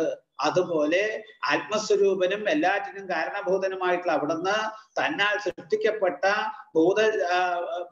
ഭൗതിക അതായത് ഭൂതഭൗതികങ്ങളില് പല സ്വരൂപങ്ങളിൽ തോന്നപ്പെട്ടുകൊണ്ടിരിക്കുകയാണ് എന്നാണ്. ഇവിടെ ഈ ലോകത്തിലെ എല്ലാ പദാർത്ഥങ്ങളും ഉണ്ടായിരിക്കുന്നത് പഞ്ചഭൂതങ്ങളെ കൊണ്ടാണ്. പക്ഷെ ഈ പഞ്ചഭൂതങ്ങൾ ഒരേ അളവിലല്ല എല്ലാ ശരീരങ്ങളിലും കയറിയിരിക്കുന്നത്, വിവിധ അളവുകളിലാണ്. ഓരോന്നിലും എടുത്തു നോക്കിയാൽ ഒരു ഭാവം കൂടുതലാവും, ചിലത് കുറയും എന്നാണ്. അത് ഈ ഉദാഹരണം നേരത്തെ തന്നെ ഞാൻ പറഞ്ഞതാണ്. ഈ പഞ്ചഭൂതങ്ങള് അതായത് ഭൂമി, വെള്ളം, അതുപോലെ തന്നെ അഗ്നി, വായു, ആകാശം തുടങ്ങിയിട്ടുള്ള ഈ ഭൂതങ്ങള് ഓരോന്നിലും ഓരോ അളവിലാണ് അടങ്ങിയിരിക്കുന്നത് എന്നാണ്. എല്ലാം ഒരേപോലെയല്ല. ചിലതില് ഭൂമിയുടെ അംശം കൂടുതലുണ്ടാവും, ചിലതിലാണെങ്കിൽ വെള്ളത്തിന്റെ അംശമാവും, ചിലതിലാണെങ്കിൽ അഗ്നിയുടെ അംശമാവും, ചിലതിലാണെങ്കിൽ ആകാശത്തിന്റെ അംശമാവും, ചിലതിലാണെങ്കിൽ വായുവിന്റെ അംശമാവും. ഒരേ ഭാവത്തിലില്ല. ഇതുപോലെയാണ് ഭഗവാൻ ഉത്കൃഷ്ടമായിട്ടും നികൃഷ്ടമായിട്ടും വളരുന്ന സകല ശരീരങ്ങളിലും ഭഗവാൻ ഏകനും അദ്വിതീയനുമായിട്ടുള്ള ഭഗവാൻ അന്ത്യര്യാമിയായിട്ട് വളങ്ങിക്കൊണ്ടിരിക്കുന്നത്. അപ്പോ ആ പല പല സ്വരൂപങ്ങളിൽ അപ്പൊ കാണപ്പെടുന്ന സകല സ്വരൂപങ്ങൾ യാതൊന്നു കണ്ടതതു നാരായണ പ്രതിമ. എല്ലാം കാണുന്നതൊക്കെ ചരങ്ങളും അചരങ്ങളുമായിട്ട് സകല വസ്തുക്കളിലും ആ വിളങ്ങുന്നത് അതല്ലെങ്കിൽ ആ വസ്തുക്കളായിട്ട് തോന്നപ്പെട്ടുകൊണ്ടിരിക്കുന്നത് ഭഗവാൻ ആത്മാവ്. അപ്പൊ ഇങ്ങനെ ആ അക്രൂരൻ കാര്യം മനസ്സിലാക്കി സ്തുതിക്കുകയാണ്. പിന്നെ പറഞ്ഞു ഭഗവാനെ അവിടുന്ന് സുജസ്യതോ ലുംബസി. പക്ഷെ ഇങ്ങനെ നിന്തിരിവടിയിൽ നിന്നുണ്ടായിട്ടുള്ള ഭൂതങ്ങളില് ആ ബഹുവിധമായിട്ട് കാണപ്പെടുന്നു എങ്കിലും അവിടുന്ന് ഓരോ ഭൂതങ്ങളുടെ ഉള്ളിൽ ഇരിക്കുന്നുണ്ടെങ്കിലും ആ ഭൂതങ്ങളുടെ ഭാവങ്ങളൊന്നും അങ്ങേ ബാധിക്കുന്നില്ല. അവിടുന്ന് ഓരോ ശരീരങ്ങളിൽ ഇരിക്കുന്നുണ്ടെങ്കിലും ആ ശരീരങ്ങളുടെ അനുഭവങ്ങളൊന്നും അന്തര്യാമിയായിട്ടിരിക്കുന്ന ഈശ്വരന ജീവന് ആ ബാധകമല്ല. അത് സ്വതന്ത്രനാണ്, ശുദ്ധനാണ്. ശരീരമായിട്ട് ശരീരത്തിന്റെ ആ മായാപ്രഭാവത്തിലൊന്നും ആ ജീവൻ പെടുന്നില്ല. അത് ശുദ്ധനായിട്ട് തന്നെയാണ് ഇരിക്കുന്നത്, സ്വതന്ത്രനാണ് എന്നാണ്. അപ്പൊ നമ്മുടെ ഉള്ളിലുള്ള ജീവന് നമ്മുടെ ശരീരത്തിന്റെ സുഖദുഃഖങ്ങളോ വളർച്ച തളർച്ചകളോ അതൊന്നും ബാധകമല്ല. അതിനൊക്കെ സാക്ഷിയായിട്ട് ഇപ്പൊ നമ്മളൊരു വിളക്ക് കൊളുത്തി വെച്ച് കഴിഞ്ഞാൽ ആ വിളക്കിന്റെ മുമ്പിൽ ഇരുന്ന് ഭാഗവതം വായിക്കുന്ന കൂട്ടരുണ്ട്, ചിലപ്പോൾ വേണ്ടാത്ത കള്ളക്കണക്ക് എഴുതുന്ന കൂട്ടരും ഉണ്ടാവും. പക്ഷെ വിളക്കിന് അതൊന്നും ബാധകമല്ല. ഭാഗവതം വായിച്ചാലും അയാൾക്കും വെളിച്ചം കൊടുക്കുന്നുണ്ട്, കള്ളക്കണക്ക് എഴുതാൻ അയാൾക്കും വെളിച്ചം കൊടുക്കുന്നുണ്ട്. വിളക്ക് സാക്ഷി മാത്രമാണ്. ഇതുപോലെയാണ് നമ്മുടെയൊക്കെ ശരീരത്തിൽ അന്തര്യാമിയായിട്ടിരിക്കുന്ന ആ ജീവൻ ഈശ്വരൻ. ആ ശരീരത്തിന്റെ ഭാവങ്ങളെയൊന്നും ബാധിക്കാതെ, അതിന്റെ അനുഭവങ്ങളെയൊന്നും ബാധിക്കാതെ അതിനൊക്കെ സാക്ഷിയായിട്ട് വിളങ്ങിക്കൊണ്ടിരിക്കുകയാണ്. സുജസ്യതോലുംബസി ഭാസി വിശ്വം രജസ്തമസത്വഗുണൈ സ്വശക്തിഭി നദ്യസേതൽ ഗുണകർമ്മഭിർവാ ജ്ഞാനാത്മനസ്തേ ബന്ധഹേതു. ഭഗവാനെ അവിടുത്തെ ആ ശക്തികള്, മായാശക്തികള്, ആ ശക്തികളെ കൊണ്ട് സത്വം രജസ് തമസ് ഈ മൂന്ന് ഗുണങ്ങളെ കൊണ്ടാണ് അങ്ങ്, അതായത് രജസും സത്വവും തമസും ഈ മൂന്ന് ഗുണങ്ങളെ കൊണ്ടാണ് അങ്ങ് ഈ പ്രപഞ്ചത്തിന്റെ സൃഷ്ടി സ്ഥിതി സംഹാരങ്ങൾ നടത്തുന്നത്. ജ്ഞാനസ്വരൂപനായതുകൊണ്ട് അങ്ങക്ക് ഈ മൂന്ന് ഗുണങ്ങളോടോ അവയിലൂടെയുള്ള കർമ്മങ്ങളോടോ യാതൊരു തരത്തിലുള്ള ബന്ധവുമില്ല. അല്ലെങ്കിൽ ഈ കർമ്മബന്ധം അങ്ങക്കില്ല എന്നർത്ഥം. സൃഷ്ടിക്കണമെന്ന് പറഞ്ഞാൽ ആ സൃഷ്ടിക്കുന്ന ഭാവത്തിലും അങ്ങക്ക് ആ അഹങ്കാരമില്ല, ബന്ധവുമില്ല. അതുപോലെ രക്ഷിക്കുന്നതിലും ഇല്ല, സംഹരിക്കുന്നതിലും ഇല്ല. അപ്പൊ എല്ലാറ്റിനും സാക്ഷി മാത്രമാണ്. ഇവിടെ ജ്ഞാനസ്വരൂപനായതുകൊണ്ട് ഈ മൂന്ന് ഗുണങ്ങളോടോ അവയിലൂടെയുള്ള കർമ്മങ്ങളോടോ അവിടുന്ന് ബദ്ധനായിട്ട് തീരുന്നില്ല. ദേഹം, ഇന്ദ്രിയങ്ങള്, മനസ്സ്, ബുദ്ധി ഈ ഉപാധികളൊക്കെ വിദ്യയാണ്, അതായത് സത്യമല്ല അത് എന്നാണ്. അതൊക്കെ വെറും തോന്നല. നമ്മള് അരണ്ട വെളിച്ചത്തില് ഒരു കയറ് കിടക്കണത് കണ്ടപ്പോഴ് അത് പാമ്പാണ് എന്ന് തോന്നിയില്ലേ? ഇതുപോലെ ആ മിഥ്യയാണ്, വെറും ഒരു തോന്നല് മാത്രമാണ് ഈ കാണുന്ന ഉപാധികളൊക്കെ. അതുകൊണ്ട് ഭഗവാനെ ദേഹാദിബാധേന അനിരൂപിതത്വാൽ ഭവോന്ന സാക്ഷാന്ന വിദാത്മനസ്യാൽ അതോന ബന്ധസ്തവ നൈവമോക്ഷ സ്യാദാനികാമസ്ത്വയി നോ വിവേക. ഈ ആത്മാവിന് ദേഹം മുതലായവയുടെ ആ ഭാവത്തിൽ, അതായത് ആ ശരീരം ഉണ്ടാകുമ്പോ ജനിക്കണതല്ല, ഉണ്ടാവുന്നതല്ല ഈ ആത്മാവ്. അതെന്നുള്ളതാ, നിത്യമായിട്ടുള്ളതാണ് എന്നാണ്. ആ ദേഹം, ഇന്ദ്രിയങ്ങള്, മനസ്സ്, ബുദ്ധി എന്നീ ഉപാധികളൊക്കെ മിഥ്യയാണ്, അതൊക്കെ വെറും തോന്നലാണ്. അതുകൊണ്ട് ആത്മസ്വരൂപനായിട്ട് നിന്തിരുവടിക്ക് ജനനം സംഭവിക്കുന്നില്ല. ജനിച്ചത് എന്താ? ശരീരം. ആ ആത്മാവ് ജനിച്ചിട്ടില്ല, മരിക്കണമില്ല. ആ ഭേദഭാവനയില്ല ആ ആത്മാവിന്. ബന്ധവുമില്ല, ശരീരത്തോട് ബന്ധമുണ്ടോ? ഇല്ല. അതുപോലെ ബന്ധമോക്ഷങ്ങളും ഇല്ല. ബന്ധമോക്ഷങ്ങൾക്കൊക്കെ അതീതനാണ്. അതുപോലെ തന്നെ അങ്ങയിൽ കാണപ്പെടുന്ന ബന്ധമോക്ഷങ്ങള് ജനങ്ങളുടെ അജ്ഞാനം കൊണ്ട് മാത്രം തോന്നപ്പെടുന്നതാണ്. അപ്പൊ നമ്മളൊക്കെ പറയും ഞാൻ ബദ്ധരാണ്, ഞാൻ മോക്ഷമാണ് ആവശ്യം എന്ന്. വാസ്തവത്തിൽ ബന്ധവും മോക്ഷവും രണ്ടും സത്യമൊന്നുമല്ല. കാരണം ആത്മാവിനെ സംബന്ധിച്ച് ബന്ധുവില്ല, മോക്ഷം അതിനൊക്കെ അതീതനാണ്, അല്ലെങ്കിൽ നിത്യമുക്തനാണ്. ആ മോക്ഷസ്വരൂപനാണ്. അപ്പൊ അതാണ് അവിടുത്തെ സ്വരൂപം, സ്വഭാവം എന്നാണ്. അപ്പൊ അത് വെറും അജ്ഞാനം കൊണ്ടാണ് ബന്ധുവും മോക്ഷമൊക്കെ തോന്നപ്പെടുന്നത് എന്നാണ് ഇവിടെ പറയുന്നത്. ത്വയോദിതോയം ജഗദോഹിതായ യഥാ യഥാ വേദപദ പുരാണ ബാധ്യത ഭാഗണ്ഡപദൈരസദ്ധി തഥാ ഭവാൻ സത്വഗുണം വിവർത്തി. ഇങ്ങനെയൊക്കെയാണെങ്കിലും ലോകനാഥനായിട്ട് ആ നിന്തിരുവടി ഉപദേശിച്ച ധർമ്മം, അതായത് ലോക നന്മയ്ക്കായിട്ട് ഭഗവാൻ ഉപദേശിച്ച ധർമ്മം, അതാണ് വേദം. അത് അധർമ്മം കൊണ്ട് ബാധിക്കപ്പെടുമ്പോ, അല്ലെങ്കിൽ അതിന് ക്ഷീണം സംഭവിക്കുമ്പോ, അധർമ്മം ബാധിച്ച് ആ വേദത്തിന്റെ വേദത്തെ ദുർവ്യാഖ്യാനം ചെയ്യുന്നതാണ്. സ്വന്തം ശരീര സുഖത്തിന് വേണ്ടിയിട്ട് അതിന്റെ കർമ്മങ്ങളെയൊക്കെ ചെയ്ത് ഉപയോഗിക്കാൻ തുടങ്ങും. അങ്ങനെ അധർമ്മം ബാധിക്കുമ്പോ അല്ലെങ്കിൽ ലോക നന്മയ്ക്കായിട്ട് ഭഗവാൻ ഉപദേശിച്ച ആ ധർമ്മം അധർമ്മം കൊണ്ട് ബാധിക്കപ്പെടുമ്പോ അവിടുന്ന് ധർമ്മ സംരക്ഷണത്തിനായിട്ട് ശുദ്ധ സത്വഗുണ സ്വരൂപത്തിൽ അവതരിക്കുകയാണ്. അല്ലയോ ഭഗവാനെ, ഇപ്പോ തന്റെ അംശസ്വരൂപിയായിട്ട് സത്വം പ്രബോധ്യ വസുദേവ ഗൃഹേപതീർണ സ്വാംശേന ഭാരമനേതുമിഹാസി ഭൂമേ അക്ഷോഹിണീ ശതവദേന സുരേതരാംശ രാജ്ഞാമമുഷ്യ കുലസ്യ യശോവിധന്യന് പറയണ. ഇപ്പോ സ്വന്തം അംശമായിട്ടുള്ള അംശസ്വരൂപിയായിട്ടുള്ള ബലരാമനോട് കൂടെ വസുദേവരുടെ പുത്രനായിട്ട് അവതരിച്ചിരിക്കുന്നത് ഭൂമിയുടെ ഭാരം നശിപ്പിക്കാനാണ്. അസുരാംശഭൂതരായിട്ടുള്ള രാജാക്കന്മാരുടെ അനേകം അക്ഷൗണി സൈന്യത്തെ നിഗ്രഹിച്ച് ഭൂമിയുടെ ഭാരം കുറയ്ക്കാനും യദുവംശത്തിന്റെ കീർത്തിയെ ലോകത്തില് അതായത് ലോകത്തിൽ വ്യാപിപ്പിക്കാനുമായിട്ടാണ് അവിടുന്ന് അവതരിച്ചിരിക്കുന്നത്. അപ്പോ ഭഗവാന് വാസ്തവത്തിൽ നിർഗുണനാണ്. ഭഗവാൻ ഒന്നിന്റെയും കാര്യമില്ല. എങ്കിലും എന്തിനാണ് ഈ അവതാരങ്ങളൊക്കെ സ്വീകരിക്കുന്നത്? അത് ആ ധർമ്മ സംരക്ഷണത്തിന് വേണ്ടിയിട്ട്. ആ ധർമ്മ സംരക്ഷണത്തിനായിട്ട് അവതാരം സ്വീകരിക്കുമ്പോൾ ആ അവതരിച്ച ആ കുലത്തിന് ഒരു പ്രത്യേക മഹിമ ഉണ്ടാവുമല്ലോ. ഇപ്പോഴും യദുവംശം അറിയപ്പെടുന്നത് ശ്രീകൃഷ്ണ ഭഗവാന്റെ പേരിലല്ലേ. ആ ഭഗവാൻ അതിലെ വന്ന് അവതരിച്ചു എന്നുള്ളതാണ് അതിന്റെ മഹത്വം എന്നാണ്. അല്ലാണ്ട് ആ വംശത്തിന് വേറെ കീർത്തിയൊന്നും ഉണ്ടാവാൻ പോരാ. ഇപ്പോഴും അത് കീർത്തിക്കുന്നുണ്ടെങ്കിൽ പറയുന്നുണ്ടെങ്കിൽ അതിന് കാരണം ഭഗവാൻ ആ വംശത്തിൽ അവതരിച്ചു. അപ്പൊ അത് അവരുടെ കീർത്തിയെ ലോകത്തിൽ വ്യാപിപ്പിക്കാൻ വേണ്ടിയിട്ട്. അദ്ദേശനോ വസതയഖലു ഭൂരിഭാഗ സർവദേവ പിതൃഭൂത നൃദേവമൂർത്തി എൽപാദ ശൗച സലിലം ത്രിജകൽപുനാദി സത്വം ജഗൽ ഗുരുരഥോക്ഷജ യാ പ്രവിഷ്ട. ഇപ്പോ ഭഗവാനെ എല്ലാ ദേവന്മാരായും പിതൃക്കളായും ഭൂതങ്ങളായിട്ടും മനുഷ്യരായിട്ടും വേദങ്ങളായിട്ടും വഴങ്ങിക്കൊണ്ടിരിക്കുന്നത് അവിടുന്ന്. ഇവിടെ അങ്ങനെയുള്ള എല്ലാമായിരിക്കുന്ന സർവസ്വരൂപനായിട്ടുള്ള അവിടുന്ന് ഇപ്പോ എന്റെ ഗൃഹത്തിലേക്ക് വന്നതോടുകൂടെ എന്റെ ഗൃഹം പുണ്യഭൂയിഷ്ടമായിട്ട് തീർന്നിരിക്കുക ഭഗവാനെ.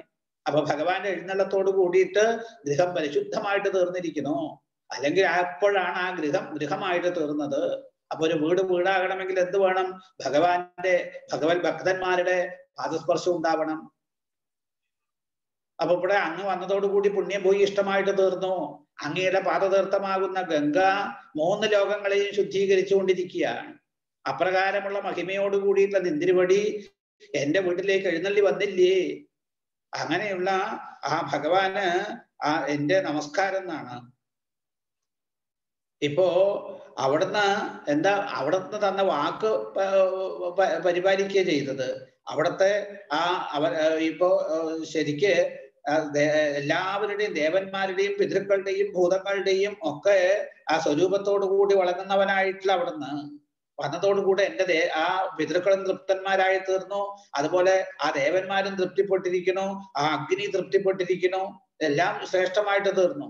ഏതൊരു ഭഗവാന്റെ കാല് കഴുകിയപ്പോഴുണ്ടായിട്ടുള്ള ഗംഗാജലം 3 ലോകത്തെയും പരിശുദ്ധമാക്കുന്നുവോ ആ തൃപ്പാദങ്ങളെ പൂജിക്കാനും അതിനെ കഴുകാനും ആ പാദതീർത്ഥം എന്റെ ശിരസിൽ ധരിക്കാനും സാധിച്ച ഞങ്ങള് അതീവ ധന്യന്മാരായി എന്നാണ്. ഭഗവാനെ അവിടുന്ന് ആരാ? ജഗദ്ഗുരുവാണ് എന്നാണ് അല്ലെ. കൃഷ്ണം വന്ദേ ജഗദ്ഗുരു. ആ ജഗത്തിന്റെ തന്നെ ഗുരുനാഥനാണ്. ആ നിന്തിരുവടി പ്രവേശിച്ചത് കൊണ്ട് ഈ ഗൃഹം പരമ പവിത്രമായിട്ട് തീർന്നിരിക്കുകയാണ്. പണ്ഡിതത്വപരം ശരണം സമീയാൽ ഭക്തപ്രിയ ആദൃത ഗിര സുഹൃതകൃതജ്ഞാൽ സർവാൻഗതാദി സുഹൃതോ ഭജിതോപികാമാനാത്മാനം അഭ്യുപജയ അപജയോന്നയസ്യ. ഭഗവാനെ ഭജിക്കുന്ന ആ ഒരു ഭക്തന്റെ എല്ലാ അഭീഷ്ടങ്ങളും അവിടെ നിന്ന് സാധിച്ചു കൊടുക്കണു. അവസാനോ ആത്മജ്ഞാനം തന്നെ കൊടുത്ത് അയാളെ എന്നേക്കുമായിട്ട് അനുഗ്രഹിക്കുകയാണ്. അയാൾക്ക് കൊടുക്കേണ്ടത് കൊടുക്കുക. അവസാനം ആദ്യം പറഞ്ഞതൊക്കെ കൊടുക്കും, പിന്നെ പറയാണ്ട് തന്നെ കൊടുക്കേണ്ടത് കൊടുക്കുകയും ചെയ്യും. ഇതൊന്നും കൊടുക്കേണ്ടതായിട്ടതല്ല. ഇതൊക്കെ അതായത് ഈ ലോകത്തിലെ അനുഭവങ്ങളൊക്കെ കൊടുക്കേണ്ടതായിട്ടുള്ളതല്ല അത്. പിന്നെയോ അതൊക്കെ കർമ്മഫലമായിട്ട് അനുഭവിക്കേണ്ടതാണ്. കിട്ടേണ്ടത് എന്താണ്? ശരിക്ക് ആ ആത്മജ്ഞാനം അല്ലെങ്കിൽ മോക്ഷം എന്ന ഭാവം എന്നാണ്. അപ്പൊ അതിനായിട്ട് അവിടുന്ന് ഇപ്പോ 3 ലോകങ്ങൾ, അതായത് അപ്രകാരമുള്ള മഹിമയോട് കൂടിയിട്ടുള്ള അവിടുന്ന് ഇപ്പൊ എന്റെ വീട്ടിലേക്ക് എഴുന്നള്ളി വന്നു. അപ്പൊ ഭക്തനെ അനുഗ്രഹിച്ച് ഭൗതികമായിട്ടുള്ള വസ്തുക്കളും അതുപോലെ തന്നെ മോക്ഷവും കൊടുക്കുന്ന അവിടുന്ന് മോക്ഷസ്വരൂപനായിട്ട് അവിടുന്ന് എന്റെ വീട്ടിലേക്ക് വന്നില്ലേ? എന്തിനാ ഇപ്പൊ വരാൻ എന്താ കാരണം? അവിടുന്ന് ഭക്തപ്രിയനാണ്, സത്യം പരിപാലിക്കുന്നവനാണ് അല്ലേ? എന്താ അവിടെ സത്യം പരിപാലിക്കുന്നവെന്ന് പറയാൻ കാരണം? ഭക്തപ്രിയ ആദൃത ആ ഗിര സുഹൃതകൃതജ്ഞ സർവാൻ ദദാതി സുഹൃതോ ഭജതോപി കാമാൻ ആത്മാനമപ്യപജയാപജയൂന്ന യസ്യ. അതായത് ഭഗവാൻ സത്യസ്വരൂപനാ, ഭഗവാന്റെ ഭാവം തന്നെ സത്യമാണ്. അന്ന് ആ മധുരയിലേക്ക് വന്ന സമയത്ത് മധുരാവീതിയുടെ മുമ്പിലെത്തിയിട്ട് ആ ഉപവനത്തിൽ നിർത്തിയിട്ട് അങ്ങ് പറഞ്ഞു, അങ്ങ് ചെന്ന് പൊക്കോളൂ, ആ കംസനോട് ഞങ്ങൾ ഇവിടെ വന്നിട്ടുണ്ട് എന്ന കാര്യം പറഞ്ഞാൽ മതി എന്ന് പറഞ്ഞപ്പോ അക്രൂരൻ ഭഗവാന്റെ കാക്കൽ വീണ് പറഞ്ഞു, എന്താ ഭഗവാനെ, നിങ്ങളെ കൂടാണ്ട് ഞാൻ ഇനി അങ്ങോട്ട് മധുരയിലേക്ക് പ്രവേശിക്കില്ല.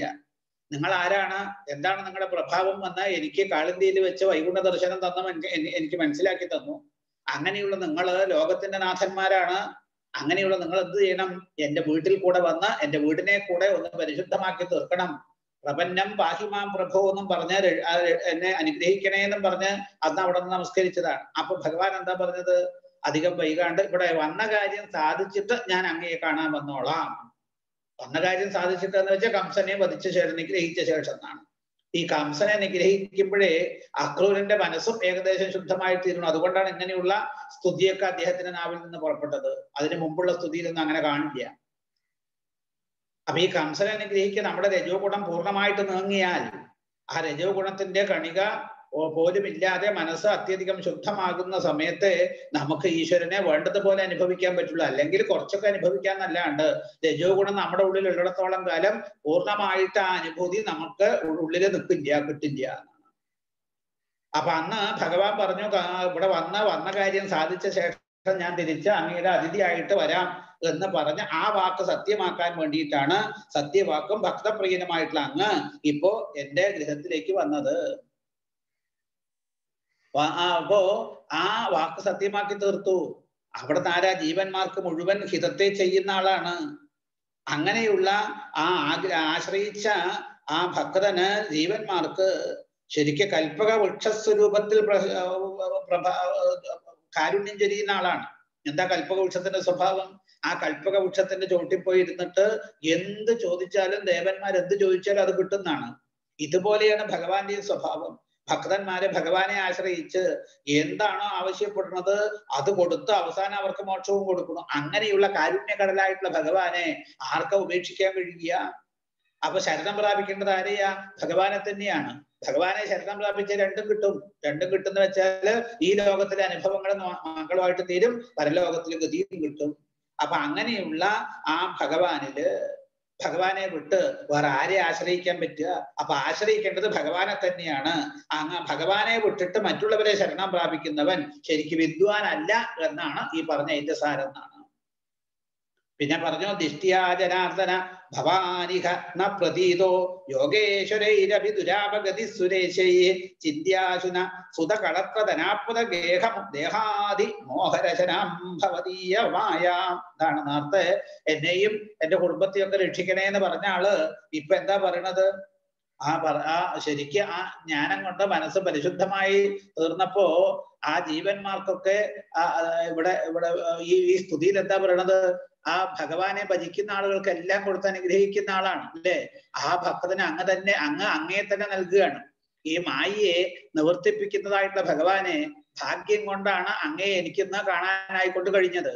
അവിടുന്ന് യോഗേശ്വരന്മാർക്കും ദേവന്മാർക്ക് പോലും എളുപ്പത്തില് പ്രാപിക്കാൻ കഴിയുന്ന ആളല്ല അവിടുന്ന്. ഇപ്പൊ എന്റെ അവസ്ഥ എന്താ?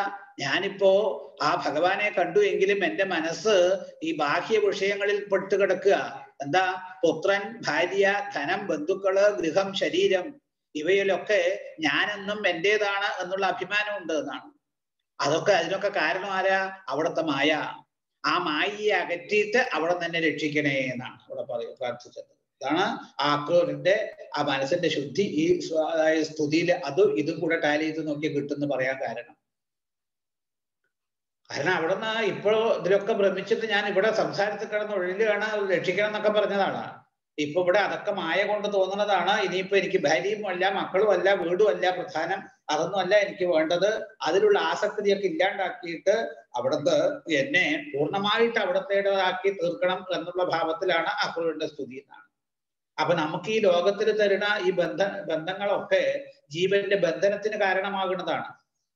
ആ ബന്ധനങ്ങളൊക്കെ ഇല്ലാണ്ടാവണം, ആ ബന്ധനങ്ങളൊക്കെ ഇല്ലാണ്ട്. അതുകൊണ്ടാണ് കുന്തിദേവി ആ പാണ്ഡവന്മാരോടും കൃഷ്ണികളോടുള്ള സ്നേഹപാശം ഇമം ചിന്തി ദൃഢം പാണ്ഡുഷു കൃഷ്ണിഷു എന്ന് ആദ്യം തുടക്കത്തിൽ തന്നെ ആ ഭഗവാനോട് വരം ചോദിക്കാൻ കാരണം. നമ്മൾക്കിപ്പോ എത്ര നമ്മുടെ ഹൃദയത്തിൽ ഭക്തി ഉണ്ടെങ്കിലും ഭഗവാനെ മനസ്സിലാക്കണം എന്നുള്ള മോഹം ഉണ്ടെങ്കിലും നമുക്ക് അതിനൊക്കെ തടസ്സമായിട്ട് നിൽക്കുന്നത് ശരീരവും ശരീരത്തോട് ബന്ധപ്പെട്ട ഈ ബാഹ്യ വിഷയങ്ങളുമാണ്. അത് ആ ശരീരാഭിമാനവും ആ ഭാവവും ഉള്ളിടത്തോളം കാലം നമുക്ക് പൂർണ്ണമായിട്ട് ഈശ്വരനെ അറിയാനോ അനുഭവിക്കാനോ പറ്റില്ല. അപ്പൊ അത് ഈ മായയാണ്, അജ്ഞാനം കൊണ്ട് തോന്നുന്നതാണ് ഈ ശരീരവും ശരീരഭാവനയും എന്ന് മനസ്സിലാക്കിയിട്ട് ആ മായയിൽ നിന്ന് എപ്പോഴാണോ നമ്മൾ മോചിതരാവുന്നത് അന്നേ നമുക്ക് ഈശ്വരനെ പൂർണ്ണമായിട്ട് അറിഞ്ഞ് അനുഭവിക്കാനായിക്കൊണ്ട് പറ്റുള്ളൂ. പിന്നെ ഈ അനുഭവം വന്നാൽ പിന്നെ അത് നമ്മളിൽ നിന്ന് വിടില്ല. പക്ഷെ നമുക്ക് എന്തുകൊണ്ട് അനുഭവം വരുന്നില്ല? കുറച്ചു നേരത്തേക്കൊക്കെ കിട്ടുന്നുണ്ട്, പിന്നെ കിട്ടുന്നില്ല എന്നാണ് നമ്മൾ പറയുക. ആ കുറച്ചു നേരത്തേക്ക് കിട്ടുന്നുണ്ട് പിന്നെ കിട്ടാതിരിക്കാൻ കാരണം ഈ മായയാണ്. നമുക്ക് ഈശ്വരനെ കുറച്ചു നേരം അറിയുന്ന സമയത്ത് അപ്പോഴേക്ക് അവിടുത്തെ മായ അതിന്റെ അപ്പുറത്ത് വന്ന് പിടികൂടും നമ്മളെ എന്നാണ്. അപ്പൊ പിന്നെ ശരീരമായി, ശരീരത്തോട് ബന്ധപ്പെട്ട കാര്യങ്ങളായി എന്നാണ്. അതോടുകൂടെ പിന്നെ ആ ഈശ്വരഭാവത്തെ നമ്മൾ മറക്കുകയാണ്. അപ്പൊ ഇങ്ങനെ ആ മായയുടെ പ്രഭാവത്തെ ഇല്ലാണ്ടാക്കിയിട്ട് ഇതൊക്കെ മായ കൊണ്ട് തോന്നുന്നതാണ് എന്ന് മനസ്സിലാക്കി ആ മായയെ അകറ്റി അവിടുന്ന് എന്നെ രക്ഷിക്കണേ, മായയിൽ നിന്ന് രക്ഷപ്പെടണം എന്നാണ് പറയുന്നത്. ആ മായയുടെ പ്രഭാവം വളരെ ശക്തമായിട്ടുള്ളതാണ്. അതിനെ ആർക്കും ജയിക്കാൻ കഴിയില്ല. മമ മായാ ദുരത്യയ ഭഗവാൻ തന്നെ പറയുന്നതാണ്. അതിൽ നിന്നൊക്കെ എളുപ്പം, അതായത് ഇതൊക്കെ മായയാണെന്ന് ബോധിക്കണമെങ്കിൽ തന്നെ പൂർവ്വജന്മ സുഹൃതം വേണം, പുണ്യം വേണം. ഒരുപാട് സാധനാനുഷ്ഠാനങ്ങൾ ചെയ്യുമ്പോഴേ നമ്മുടെ മനസ്സ് ശുദ്ധമാകുമ്പോഴേ ഇതൊക്കെ മായയാണ്, ഇതൊക്കെ ഒരു ഭ്രമമാണ് എന്ന് നമുക്ക് തോന്നുള്ളൂ. വാസ്തവത്തിൽ ഈ ലോകത്തിൽ എന്താ ഒരു സത്യം ഉള്ളതെന്ന് ആലോചിച്ച് നോക്കൂ. ഈ ശരീരം കൊണ്ട് ഈ ശരീരം കൊണ്ട് അനുഭവിക്കുന്ന ഈ ലോക അനുഭവങ്ങളൊക്കെ വെറും തോന്നൽ മാത്രമാണ്. കാരണം ആ 3 അവസ്ഥകളുണ്ട് നമുക്കൊക്കെ. അത് ഇന്നലെ പറഞ്ഞതാണ്. ജാഗ്രതും സ്വപ്നവും സുഷുപ്തിയും. ഈ ജാഗ്രതയിൽ കണ്ട അനുഭവമല്ല സ്വപ്നത്തിൽ കാണുക, സ്വപ്നത്തിലുള്ളതും ജാഗ്രതയിലുള്ളതും അല്ല സുഷുപ്തി. ഇത് രണ്ടും ഇല്ല. അപ്പൊ നമ്മൾ ചിന്തിച്ച് നോക്കണം. ആ ചിത്രകേതു സംഘർഷണ ഭഗവാനെ സ്തുതിച്ചിട്ട് ആ സ്തുതിയിൽ സന്തോഷിച്ച് സംഘർഷണ ഭഗവാൻ ചിത്രകേതുവിന് ആത്മജ്ഞാനത്തെ ഉപദേശിക്കുമ്പോ പറയുന്നുണ്ട് ഈ കാര്യം. അതായത് നമുക്കൊക്കെ 3 അനുഭവങ്ങളുണ്ട്, ജാഗ്രതും സ്വപ്നവും സുഷുപ്തിയും. ജാഗ്രതത്തില് നമ്മൾ ഈ ലോകത്തെ കാണുന്നു, സ്വപ്നത്തില് ലോകം നമ്മുടെ ഉള്ളിലാണ്. അപ്പോ ജാഗ്രതാവസ്ഥയില് നമ്മൾ ഈ ലോകത്തിൽ നിൽക്കണു, സ്വപ്നാവസ്ഥയിൽ ലോകം നമ്മുടെ ഉള്ളിലാണ് നിൽക്കുന്നത്. സുഷുപ്തിയിലോ ഇത് രണ്ടും ഇല്ല. അപ്പൊ ചിന്തിച്ചു നോക്കണം.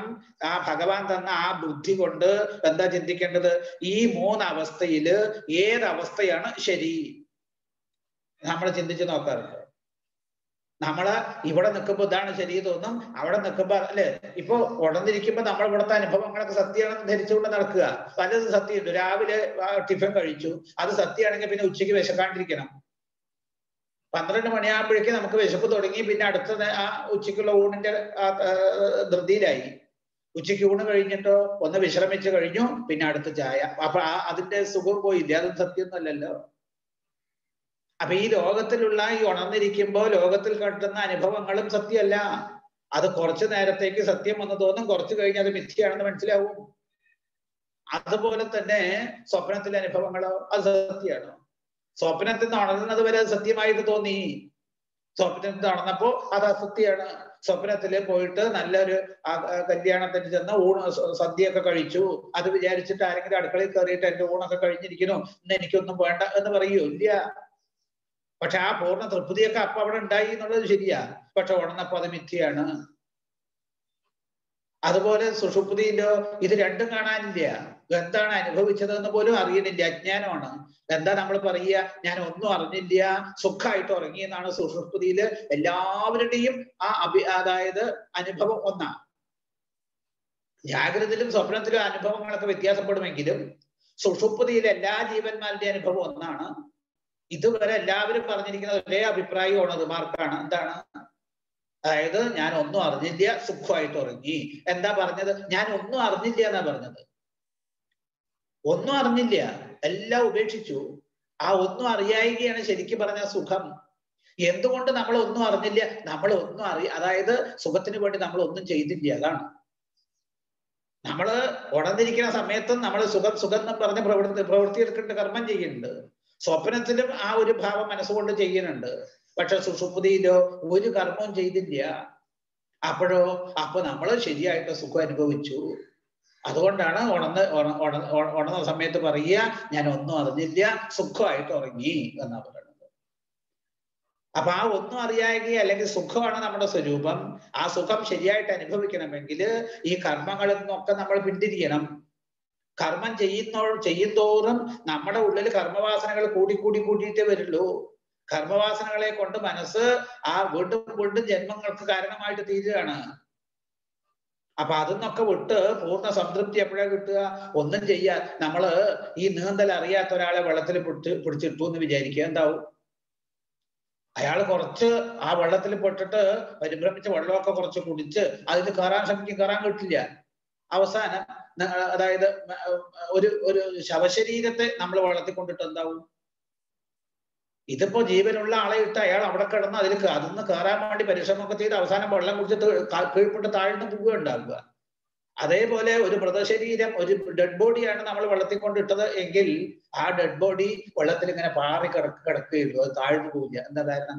അത് ഒരു പ്രവൃത്തിയും ചെയ്യുന്നില്ല. അതുകൊണ്ട് അതിന് ഈ ഇതിൽ പെട്ട് ഉടലേണ്ട കാര്യമില്ല. നമ്മൾ ഈ പ്രവൃത്തി ചെയ്യുന്തോറും നമുക്ക് ടെൻഷൻ കൂടി ഈ സംസാര ചക്രത്തിൽ കിടന്ന ക്ലേശങ്ങള് അനുഭവിച്ചിട്ട് ക്ലേശഭൂയിഷ്ടമാണ് ഈ സംസാരം. എല്ലാം വിട്ടു നോക്കൂ, നമ്മള് എല്ലാം വിട്ടപ്പോ നമുക്ക് ആ അനുഭവം വന്നില്ലേ? സുഖം എല്ലാം ഉപേക്ഷിച്ചപ്പോഴാണ്. അപ്പോ അവിടെയാണ് സുഖം ഇരിക്കുന്നത്. ഒന്നും ചെയ്യാതെ എന്ന് വെച്ചാൽ മടിയന്മാരായിട്ടിരിക്കാനല്ലേ വരും. നമ്മൾ നമ്മുടെ കർത്തവ്യ കർമ്മങ്ങൾ ചെയ്യണം. നമ്മളിൽ നിക്ഷിപ്തമായിട്ടുള്ള കർമ്മങ്ങൾ എന്തോ അത് ചെയ്യുക. പക്ഷെ അതിൽ നിന്ന് ഒരിക്കലും ഇന്നത് കിട്ടണം, ഫലം കിട്ടണം എന്ന് ഇച്ഛിക്കരുത്. യാന്ത്രികമായിട്ട് ചെയ്യുക. പിന്നെ കഴിവതും എല്ലാ സമയത്തും ഈശ്വരനെ സ്മരിച്ചുകൊണ്ട് ആ കുറച്ച് കഴിയുമ്പോൾ എല്ലാ കർമ്മങ്ങളിൽ നിന്നും നമ്മൾ വിടാൻ ശ്രമിക്കുക. അതുകൊണ്ടാണ് ജ്ഞാനികളെ സംബന്ധിച്ച് നോക്കൂ, അവരൊരു കർമ്മവും ചെയ്യുന്നില്ല. ഭഗവാൻ രമണ മഹർഷി, അതുപോലെ തന്നെ രാമകൃഷ്ണദേവര്, അവരൊന്നും കർമ്മം ചെയ്തില്ല. അവര് മിണ്ടാതിരിക്കണേ ഉള്ളൂ, എല്ലാം ഉപേക്ഷിച്ചു അവര്. അപ്പോഴോ അവർക്ക് ആ സുഖം ശരിയായിട്ട് അനുഭവിക്കാനും പറ്റും. അപ്പോ ഒരു ഡെഡ് ബോഡി വെള്ളത്തിൽ കിടക്കുമ്പോ അതൊന്നും ചെയ്യാത്തത് കൊണ്ട് അത് താഴ്ന്നു പോകാത്തത് പോലെ നമ്മളും എല്ലാ കർമ്മങ്ങളിൽ നിന്നും അതായത് പിന്തിരിഞ്ഞു കഴിഞ്ഞാല്, എല്ലാം വിട്ടു കഴിഞ്ഞാൽ നമുക്ക് കിട്ടും ആ ഉറക്കത്തിൽ അനുഭവിച്ച സുഖം ആ ജാഗ്രതയിൽ തന്നെ. അപ്പൊ ആ നിലയിൽ മനസ്സിനെ ശുദ്ധമാക്കി തീർക്കണം എന്നാണ്. ഇങ്ങനെ അക്രൂരൻ നമസ്കരിച്ചു. ഭഗവാനോ ആ ഭക്തനായിട്ടുള്ള അക്രൂരൻ ഇങ്ങനെ സ്തുതിക്കുകയും പൂജിക്കുകയൊക്കെ ചെയ്തപ്പോ ഭഗവാൻ ശരിക്ക് മന്ദഹാസം കൊണ്ടൊന്ന് മോഹിപ്പിക്കുക. കാരണം ഇപ്പൊ തന്നെ കാര്യങ്ങളൊക്കെ അദ്ദേഹം മനസ്സിലാക്കി ബ്രഹ്മഭാവത്തിൽ എത്തി അദ്ദേഹത്തെ കൊണ്ട് തനിക്ക് കുറച്ച് കാര്യങ്ങൾ കൂടെ നടത്താനുണ്ട്. അത് അവതാര ഉദ്ദേശമാണ്. അപ്പൊ അതിനെ ഒന്ന് നടത്തിപ്പിക്കുക. അതിനെന്ത് ചെയ്തു? ഒരു മായ അവിടെ പറഞ്ഞു, അങ്ങ് ഞങ്ങളുടെ ഗുരുവാണ്, അച്ഛന്റെ സ്ഥാനത്ത് നിൽക്കുന്ന ആളാണ്, ഞങ്ങളുടെ ബന്ധുക്കളുടെ പ്രധാനിയാണ്. ഇപ്പോ അങ്ങനെ ഞങ്ങളെ ഏത് കാര്യത്തിനും ശിക്ഷിക്കാനും രക്ഷിക്കാനും പോഷിപ്പിക്കാനും ഒക്കെ യോഗ്യരായിട്ടുള്ള ആളുകളാണ് അക്രൂര ചെറിയച്ഛനായിട്ടുള്ള അവിടെ നിന്നാണ്. അവിടുത്തെ അനുകമ്പ ഞങ്ങൾക്ക് വേണ്ടതുമാണ്. ഇപ്പോ ശ്രേഷ്ഠനായിട്ടുള്ള മഹാഭാഗനായിട്ടുള്ള അങ്ങേപ്പോലുള്ളവരെയാണ് ആശ്രയിക്കേണ്ടത്. സജ്ജനങ്ങളെ ശരിക്ക് പൂജിക്കേണ്ടത് അങ്ങേപ്പോലുള്ളവരെയാണ്. ഈ ദേവന്മാരൊക്കെ ഉണ്ടല്ലോ, പൂജിച്ചു കഴിഞ്ഞാൽ അങ്ങോട്ട് അതായത് പൂജിക്കുന്ന ആളുകളെ അവരനുഗ്രഹിക്കുന്ന മാത്രമേ ഉള്ളൂ, സ്വാർത്ഥന്മാരാണ്. പക്ഷെ സജ്ജനങ്ങൾ അങ്ങനെ ഒരിക്കലും സ്വാർത്ഥന്മാരല്ല. അവർക്ക് സ്വന്തം വന്നോ അന്യൻ്റേത് എന്നുള്ള ഭേദഭാവനയില്ല. തന്നെ ഭജിക്കുന്നുണ്ടോ ഇല്ലയോ എന്നൊന്നും നോക്കില്ല. എല്ലാവരെയും ഒരേപോലെ എപ്പോഴും അനുഗ്രഹിച്ചുകൊണ്ട് നടക്കണവരാ. അതിനാണ് ഇനിയിപ്പോ അവിടെ ഒരു കാര്യം പറയുന്ന ഹെന്മയാനി തീർത്ഥാനിന്ന ദേവാമൃച്ചില അമയാതിയെ പുനന്തിരുകാലേന ദർശനാദേവസാധവ. ഇത് ഭാഗവത്തിൽ ഇടയ്ക്കിടയ്ക്ക് പറയും. അതായത് ഈ തീർത്ഥങ്ങള്, പുണ്യതീർത്ഥങ്ങള്, അതുപോലെ തന്നെ കല്ല്, മണ്ണ്, മരം ഇവ കൊണ്ടുണ്ടാക്കിയിട്ടുള്ള ഭഗവത് വിഗ്രഹങ്ങള്, അതുപോലെ തന്നെ ദേവന്മാര്, ഈ പുണ്യതീർത്ഥങ്ങളിൽ അനവധി കാലം നിഷ്ഠയോടുകൂടി സ്നാനം ചെയ്താലേ, അതുപോലെ വിഗ്രഹങ്ങളിൽ അനവധി കാലം നിഷ്ഠയോട് കൂടിയിട്ട് പൂജിച്ചാലേ, ദേവന്മാരെ നിഷ്ഠയോട് കൂടിയിട്ട് കർമ്മങ്ങളിലൂടെ ആരാധിച്ചാലേ വളരെ കാലം കഴിഞ്ഞിട്ടേ മനുഷ്യനെ ശുദ്ധമാക്കി തീർക്കുള്ളൂ ഈ അനുഷ്ഠാനങ്ങളെ കൊണ്ട്. എന്നാൽ സജ്ജനങ്ങൾ അങ്ങനെയല്ല. അവരുടെ ദർശനം കൊണ്ട് തന്നെ ആ നോക്കുന്ന ആളെ പരിശുദ്ധീകരിക്കുന്നതാണ്. അപ്പൊ അങ്ങനെയുള്ള അവിടുന്ന് ശ്രേഷ്ഠനാണ്. അപ്പൊ സജ്ജനങ്ങളെ എപ്പോഴും കാണണം എന്നാണ് പറഞ്ഞതിന്റെ അർത്ഥം. അപ്പൊ അങ്ങ് ഞങ്ങൾ ശ്രേഷ്ഠൻ തന്നെയാണ്. ഇപ്പൊ അങ്ങ് ഒരു കാര്യം ചെയ്യണം, ഞങ്ങൾക്ക് വേണ്ടിയിട്ട് ഒരു കാര്യം അവിടെ നിന്ന് ചെയ്തു തരണം എന്നാണ്. എന്താ ചെയ്യേണ്ടത്? ഹസ്തിനാപുരം കൊട്ടാരത്തിലേക്ക് ഒന്ന് പോവുക. അവിടെ ആ പിതരി വരതേ ബാല സഹ മാത്രാസു ദുഃഖിത ആനീത സുബിരം രാജ്ഞ വസന്ത ഇത് ശുശ്രുമ. പിതാവായിട്ടുള്ള പാണ്ഡു മരിച്ചപ്പോ കുട്ടികളായിട്ടുള്ള പാണ്ഡവന്മാരെ ആ കുന്തിയോടൊപ്പം അന്ധനായിട്ടുള്ള ധൃതരാഷ്ട്രരെ സ്വന്തം രാജധാനിയിലേക്ക് കൂട്ടിക്കൊണ്ടുപോയി എന്ന് കേട്ടു. അവിടെ ആ ധൃതരാഷ്ട്ര രാജധാനിയില് വളരെ ക്ലേശങ്ങളും ദുഃഖങ്ങളും അനുഭവിച്ച് കഴിയുകയാണ് ആ പാണ്ഡവന്മാര് കുന്തിയോടൊപ്പം എന്ന് ഞാൻ മനസ്സിലാക്കിയിട്ടുണ്ട്. അങ്ങ് ഒരു കാര്യം ചെയ്യുക, അംബികാതനയനായിട്ട് തേഷു രാജാംബികാപുത്രോ ഭ്രാതൃപുത്രേഷു ധീനധി സമോന വർത്തതേ നൂനം ദുഷ്പുത്ര വശകോന്തൃ. ആ അംബികാപുത്രനായിട്ട് ധൃതരാഷ്ട്രര് അനുജന്റെ മക്കളെ നന്നായി സംരക്ഷിക്കണില്ല എന്നത് ഉറപ്പാണ്. അന്ധനായിട്ട് ധൃതരാഷ്ട്രന്റെ ബുദ്ധിക്കും അന്ധത്വം ബാധിച്ചിരിക്കുക. അപ്പൊ ധൃതരാഷ്ട്രർക്ക് കണ്ണ് കാണാത്തതിന്റെ അന്ധതയല്ല, പിന്നെയോ പുത്രസ്നേഹം കൊണ്ടുള്ള അന്ധതയാണ് എന്നാണ്. ആ എന്താ കാരണം? ദുര്യോധന മുതലായിട്ടുള്ള മക്കൾ പറയുന്നത് മാത്രമേ അദ്ദേഹം ചെയ്യുള്ളൂ. അതുകൊണ്ട് അങ്ങനെ ഒരു കാര്യം ചെയ്യാൻ ഗച്ഛ ജാനീഹി തൽവൃത്തം മധുര സാധു സാധുവാ വിജ്ഞായതൽ വിധാസ്യാമോ യഥാംശം സുഹൃതാം ഭവേത്. അതുകൊണ്ട് അങ്ങ് ഇപ്പൊ ഹസ്തിനാപുരിയിൽ ചെന്ന് പാണ്ഡവന്മാരുടെ ഇപ്പോഴത്തെ അവസ്ഥ എന്താണെന്ന് നേരിട്ട് പരിശോധിച്ച് അറിഞ്ഞു വരണം എന്നാണ്. എന്നൊക്കെ കമ്മീഷനെ നിയോഗിക്കുമല്ലോ. ഇപ്പൊ കാര്യങ്ങൾ മനസ്സിലാക്കുക. ഇതിപ്പോ നേരിട്ട് തന്നെ അറിഞ്ഞു വരാനാണ് അക്രൂരനെ അയക്കുന്നത്. അവിടുത്തെ കാര്യങ്ങൾ മനസ്സിലാക്കിയ ശേഷം നമ്മുടെ ബന്ധുക്കൾക്കും സുഹൃത്തുക്കളായിട്ടുള്ള പാണ്ഡവന്മാർക്കും ഏത് വിധത്തിലാണ് നമ്മൾ സൗഖ്യം ഉണ്ടാവാൻ വേണ്ടിയിട്ട് കാര്യങ്ങൾ ചെയ്യേണ്ടത് അത് അവിടെ നിന്ന് ചെയ്തു വരണം എന്ന് പറഞ്ഞിട്ട് അക്രൂരനെ അക്രൂരം സമാദിശ്യ ഭഗവാൻ ഹരിരീശ്വര സംഘർഷണോദ്ഭവാഭ്യാം വൈ തദസ്വഭവനം വ്യയോ. അങ്ങനെ ആ ഭഗവാൻ ഇപ്രകാരം അക്രൂരനോട് പറഞ്ഞിട്ട് ബലരാമനോടും ഉദ്ധവനോടും കൂടെ സ്വസ്ഥാനത്തേക്ക് പോയി എന്നാണ്. അങ്ങനെ ഇനിയിപ്പോ അക്രൂരൻ അതായത് യാദവന്മാരുടെ ദൂതൻ, ശ്രീകൃഷ്ണ ഭഗവാന്റെ ദൂതനായിട്ട് ഹസ്തിനാപുരം കൊട്ടാരത്തിലേക്ക് പോണ രംഗമാണ്. അവിടെ ചെന്ന് അദ്ദേഹം കാണുന്ന അനുഭവങ്ങളാണ് ഇനി അടുത്ത അധ്യായത്തിൽ വർണ്ണിക്കുന്നത്. അപ്പൊ ഇങ്ങനെയാണ് ആ 48-ാമത്തെ അധ്യായം സമാപിക്കുന്നത്. അടുത്ത ബാക്കി 49-ാമത്തെ അധ്യായത്തിലെ കാര്യങ്ങള് നമുക്ക് അടുത്ത ദിവസം അനുസ്മരിക്കാം. ഏതായാലും ഇന്ന് ഈ തരത്തില് അതായത് ഇന്നത്തെ യജ്ഞം സമർപ്പണമായിട്ട് ചെയ്ത് ഭഗവാന്റെ ആ അനുഗ്രഹം നേടി പാത്രീഭൂതരായിട്ട് ധന്യധന്യരായിട്ടുള്ള മഹാത്മാവാണ് നളിനി വിജയൻ. തിരുവോണമാണ് അവരുടെ നക്ഷത്രം. അവരിന്ന് ഈ യജ്ഞസമർപ്പണം നടത്തിയത് കൊണ്ടാണ് നമുക്ക് ഇവിടെ ഇരുന്ന് ഈ സത്സംഗത്തിലൂടെ ഭഗവാന്റെ കാര്യങ്ങളെയും ആ അക്രൂരന്റെ സ്തുതിയെ കുറിച്ചും ആ മനസ്സിന്റെ മാനസികമായിട്ടുള്ള നില ഏത് പ്രകാരത്തിലാണ് ഉയർന്നത്, ആ ഗോപസ്ത്രീകളുടെ ഭക്തിയുടെ നില, ഇതൊക്കെ നമുക്ക് മനസ്സിലാക്കാനും ആ സമയത്ത് മനസ്സ് ഈശ്വരനിൽ ഉറപ്പിക്കാനും നമുക്ക് കഴിയുന്നുണ്ട്. അപ്പൊ അതിന് കാരണമായിട്ട് ഭവിച്ച ആ നളിനി വിജയൻ അവരുടെ കുടുംബത്തിനും അവർക്കും ആ ഭഗവത് അനുഗ്രഹം പൂർണ്ണമായിട്ടുണ്ടാവട്ടെ എന്ന് പ്രാർത്ഥിക്കാം.